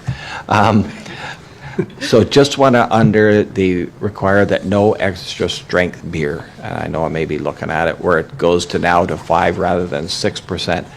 I'm not a heavy beer drinker, so I don't know what the alcohol contents. Is there a common beer that is more than 5% today that are at all these functions? Like, I don't know what they're at. Like, what's Bud, for example? Like, is it 5%? Okay. So the other question I'm going to have, sorry, I'm kind of nitpicking here. So when it says extra strength beer, what are some of those ones that you can get now that it's a beer and a cooler cross? Yeah. Like, is it... Seltzer? Yeah. Yeah, no, but there's some that there's, like, what's that other one? What is it called? We used it at our... It's not Guinness, it's a whiskey something. Oh, you use it at the hoedown. It's a whiskey. I think it's under I think it's under that percentage, but I know which one you're talking about. You know what I mean? It's a whiskey. It's a pre-mixed whiskey. Yeah. I should know the name of it, but I Okay. forget the name of it. I like I say, I don't drink the heavy beers, so I don't know. It's not a major deal. I happen to see it there. Okay, we won't work. You know, one thing, I'll bet you every service club, I never knew this, where it said that we require for low alcohol content drinks to be made available. So when you mean low alcohol, are you considering no alcohol, like pop or water, or? Alcohol percentage less than 5%. Okay, so. So it would be considered a light. Okay, so that's all right. That makes sense, because I never knew that it included. Like when I'll bet you most of the service clubs don't. I think they're going to anyway, because most of the drinks today are lower than 5%. But okay, perfect. I won't go on with that one anymore. And that recommendation, Mr. Mayor, for no extra strength pre-made drinks being higher than 5% alcohol volume, or percentage, I should say, came as a recommendation from Southwest Public Health. Okay. Public health nurse. Okay. Great. I think that definitely those alcohol contents, I think the service club should be made aware, because I'd never heard of it before. Any of the functions I ever Most been. functions that we have, they have a light beer and every function that I've seen in our town. Usually there's light beer and there's a Budweiser. Yeah. And that's a light, that's not a heavy variation. But I'm just thinking, I bet you service clubs don't know that there's actually a rule to say that they have to be at that standard. They do, but I'm just saying, I bet Yeah. you they don't know I it. think from a sales point of view, they always hit Bud Light, Budweiser, Coors Yeah. Light. Absolutely. Like, Okay, perfect. Thank you very much. Anything else on that policy? Everybody's at it tonight. Okay. Go ahead. Be it hereby resolved that report DC 2516 be received as information. Okay, can I get a mover and a seconder, please? Moved by Councilor Banbury, second by Councilor Young. All in favor?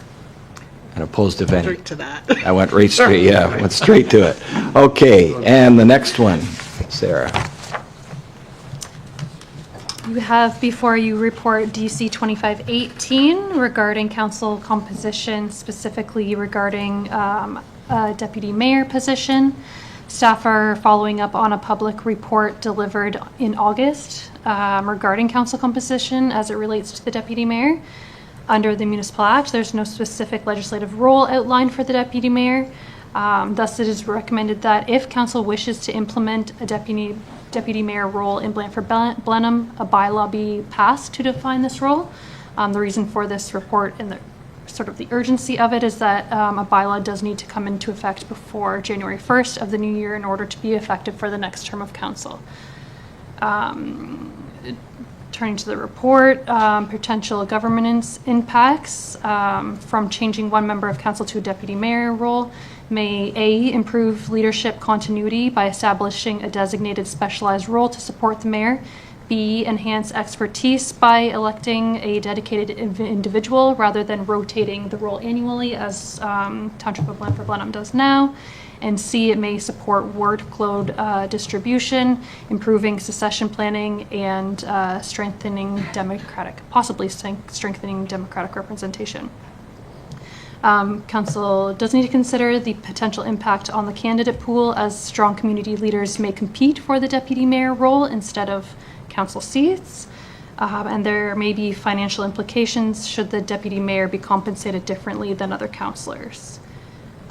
If a deputy mayor position is directed by council, staff will build public awareness into our elections communications strategy regarding the new role so that Blandford-Blenheim voters are aware. Okay. Moving into the 2026 election. Okay, I've been talking all night, so I might as well continue. Just one comment, I want to make sure that's clear. If council decides, and I know we're all clear, but I think the word kind of got out there wrong. If council does decide to have voted on deputy mayor, we are not adding another position to council. It would just be mayor, deputy mayor, and 3 councils. We are not adding, because some people thought it would be adding another position plus 4 councils. So I just want to make sure that's clear, that that's what our thing is. And I'll open it up to anybody who has any comments, questions. Anybody? So I'll just, if nobody else is, I guess I'll make something.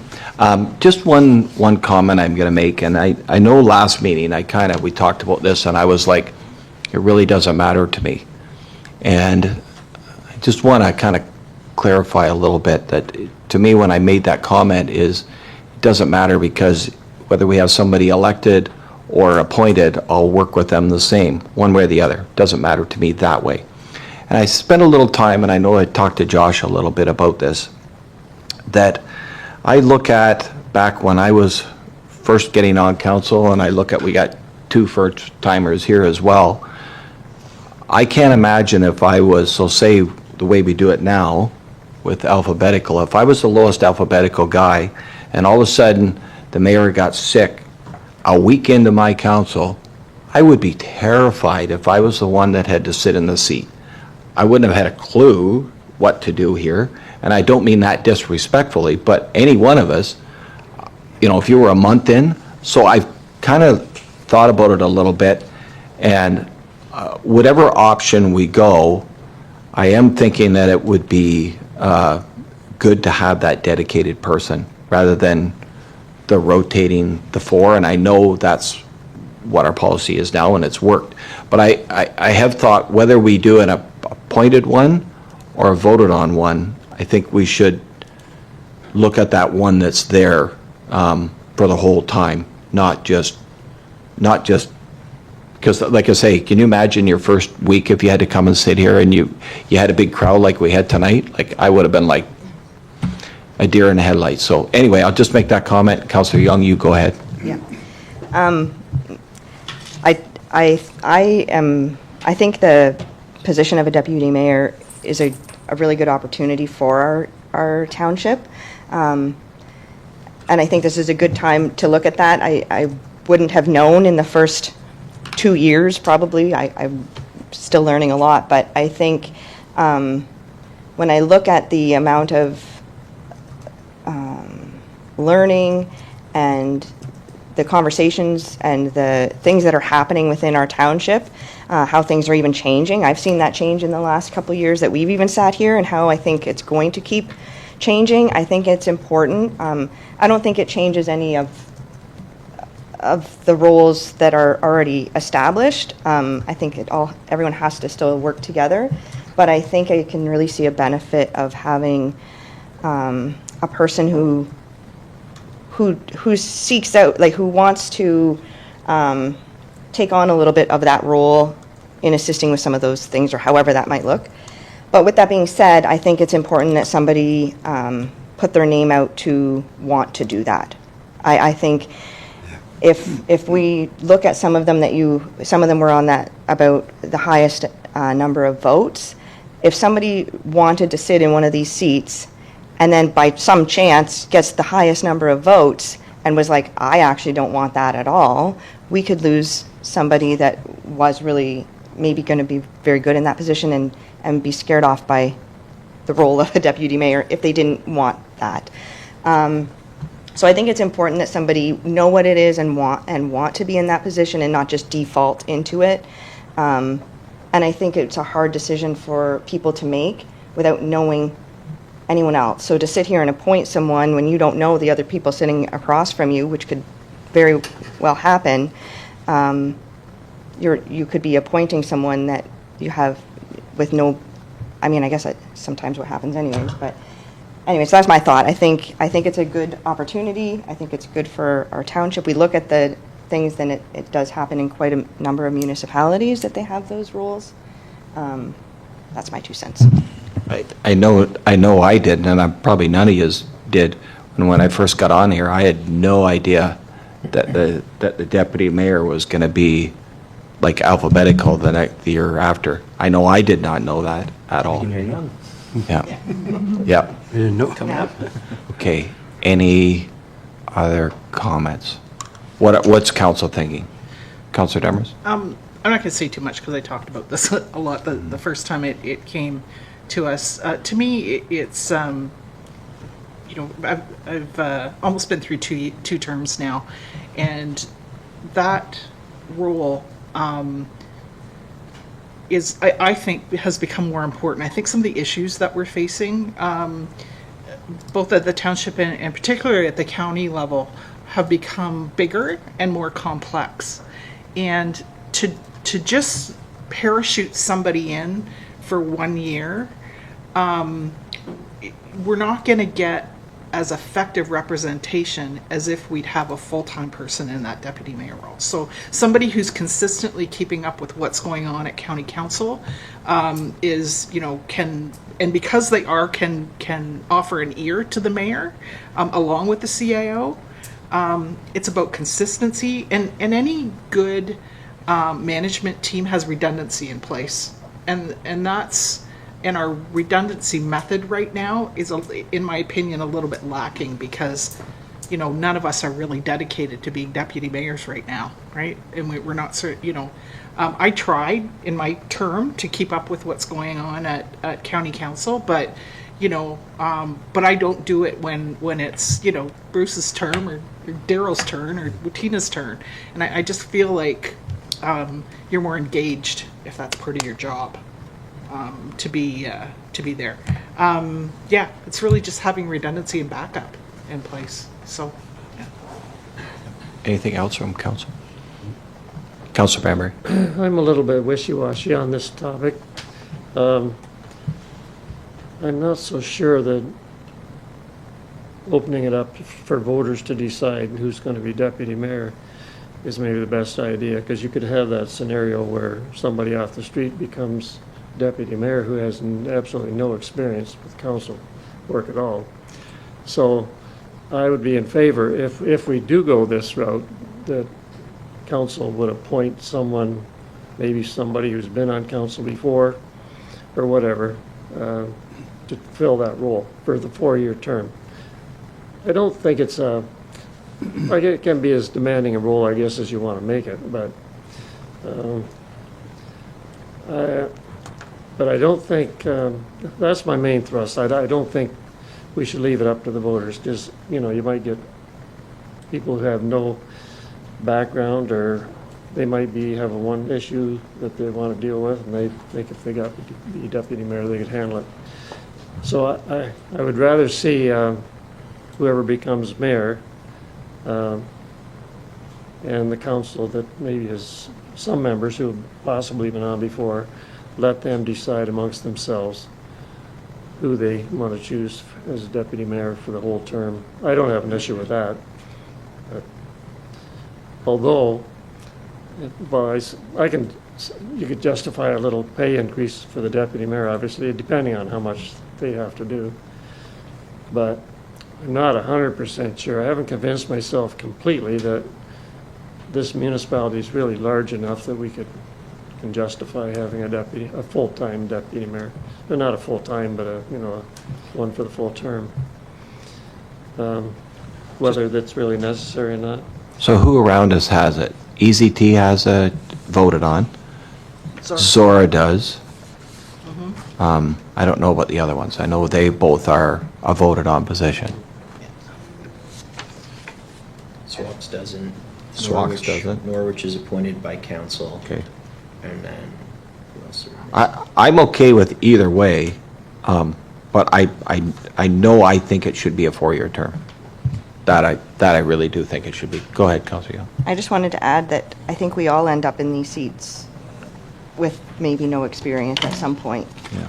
And so someone could run for mayor without ever having sat in these seats. Oh, yeah. And the same thing could happen. So just to be the other side of that, I think at any point we got here, I'm sitting here with no experience and have learned a lot, and so I think that same thing could happen.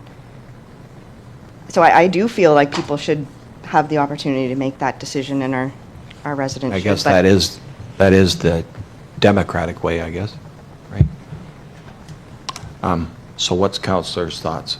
I think we've probably debated it enough, but what's Council want to put on the table? Do you want it a voted position? Do you want to nominate it? Leave it the way it is?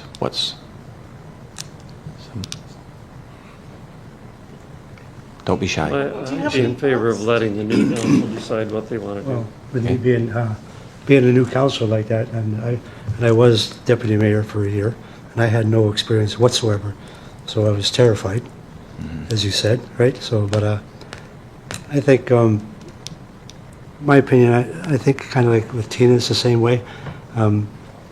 Or it's hard to decide because nobody knows anybody when they come to the table, right? So, but yeah,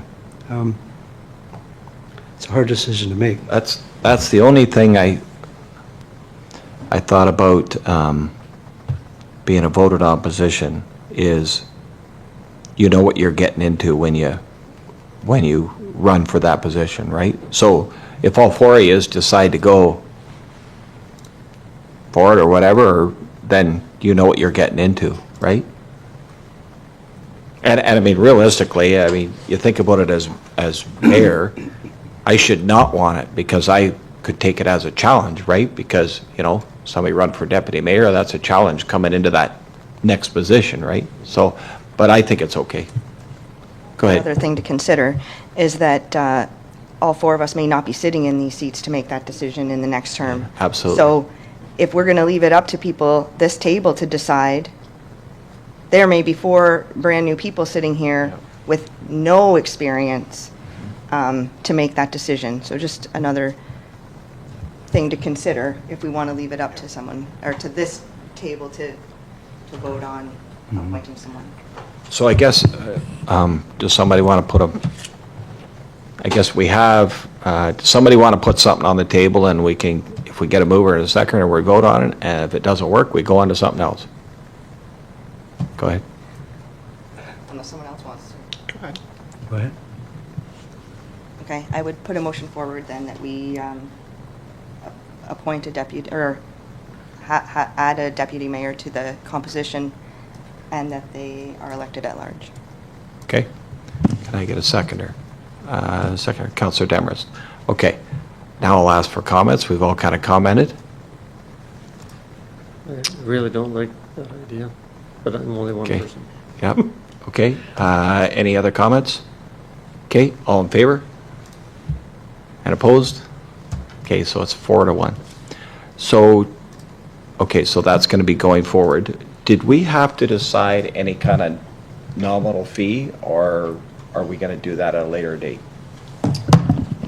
Through you, Mr. Mayor, if you're referring to compensation, so we've got a council compensation report completed. We were waiting on some of this this direction, so we'll have a section on that now. Okay. And I guess just as a point of clarification, there'll be a bylaw forthcoming to confirm this decision tonight as well. Next meeting. Right? Or Yeah, right at the now. next meeting. Next yeah. meeting. Next meeting. Yeah. Just to confirm council's direction. So. Okay, perfect. Okay, reports from council members. Anybody have anything? I feel like I've talked a lot tonight, too. I just wanted to say I went to the Safe and Well Oxford Stakeholder Summit with Sarah last week or the week before. So it was really just looking at the updated draft plan for the community safety and well-being for Oxford County. And looking at this, they've made it the 6 priority risk areas that the county is looking at for that plan. So that will be coming back, I think, as another draft or whatever. But it was a good day. It was short, fast, but good information. Yeah, just a follow-up comment to that, too. The biggest thing I found coming out of there, and that's what I put in my comments when I did the survey, was the difference between urban and rural. And that is going to be the hardest part with this plan, is because, I mean, use homelessness, for example. We don't have that issue here, per se, that they would in a urban center. And the same with even feeding those people. Like we talked about our food bank. It tends to be, I find that if you're in a rural setting, that if you're older and you need food, or younger and you need food, or even just older living here, you either have family and friends that look after you here, or you move to the urban center, right? So it is a definite difference. There was other examples as well. So that was the only comment that I come out of it. It was great. It was really some good comments that come out of it. But I said there's a really big difference between an urban and rural, the issues that we have. So that was it. Talked enough. I'm not going to say anything more about reports from council members. Anything else? Unfinished business, motions, notice of motion, new business, and we'll go into close.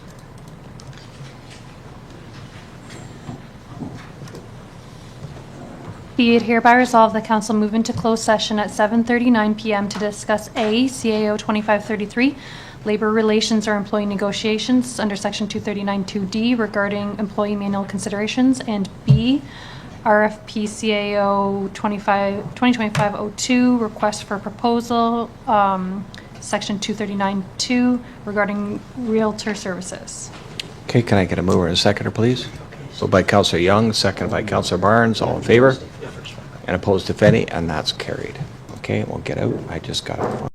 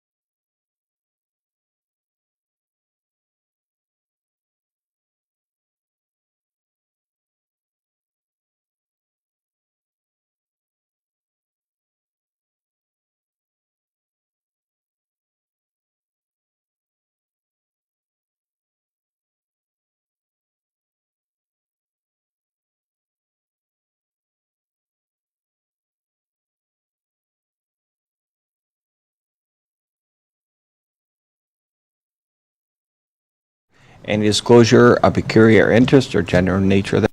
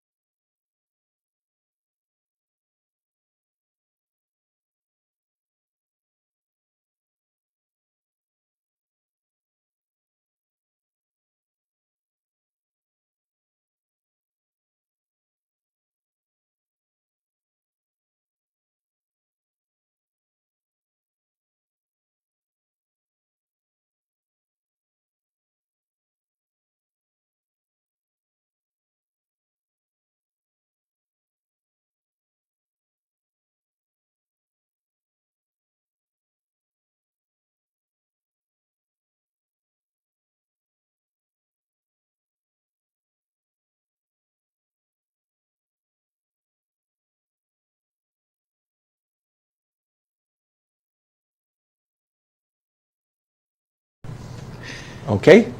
Go ahead. Be it hereby resolved that council is now adjourned from closed session and resume into open session at 8:03 PM and reports the following: that council provided direction to the CAO regarding report CAO 2533 and RFP CAO 2025-01. Okay, can I get a mover and second, please? Moved by Councillor Young, second by Councillor Demers. All in favor? And opposed, if any, and that's carried. And we go into bylaw, well, we have to take that one bylaw out that we didn't. There wasn't presented to council yet. Okay, The alcohol okay. policy, if that's what you're. Perfect. Yeah, I just wanted to make sure it It's wasn't in just our the bylaws. confirming bylaw. Okay, perfect.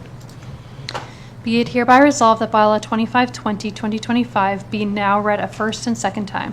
Can I get a mover and a second, please? Moved by Councillor Barnes, second by Councillor Young. All in favor? And that's carried. Go ahead.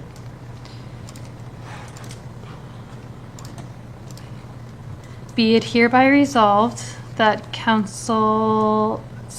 that bylaw 2520, 2025 be now read a third and final time. Mover and a seconder, please. Moved by Councillor Demers, second by Councillor Banbury. All in favor? And that's carried. And let's get out of here. Be it hereby resolved that council has been completed at 8:04 PM, and that council does now adjourn to meet again on Wednesday, December the 3rd at 2025 at 4 PM. Can I get a mover and a seconder, please? Moved by Councillor Barnes, second by Councillor Young. Does anybody have any more comments? All in favor?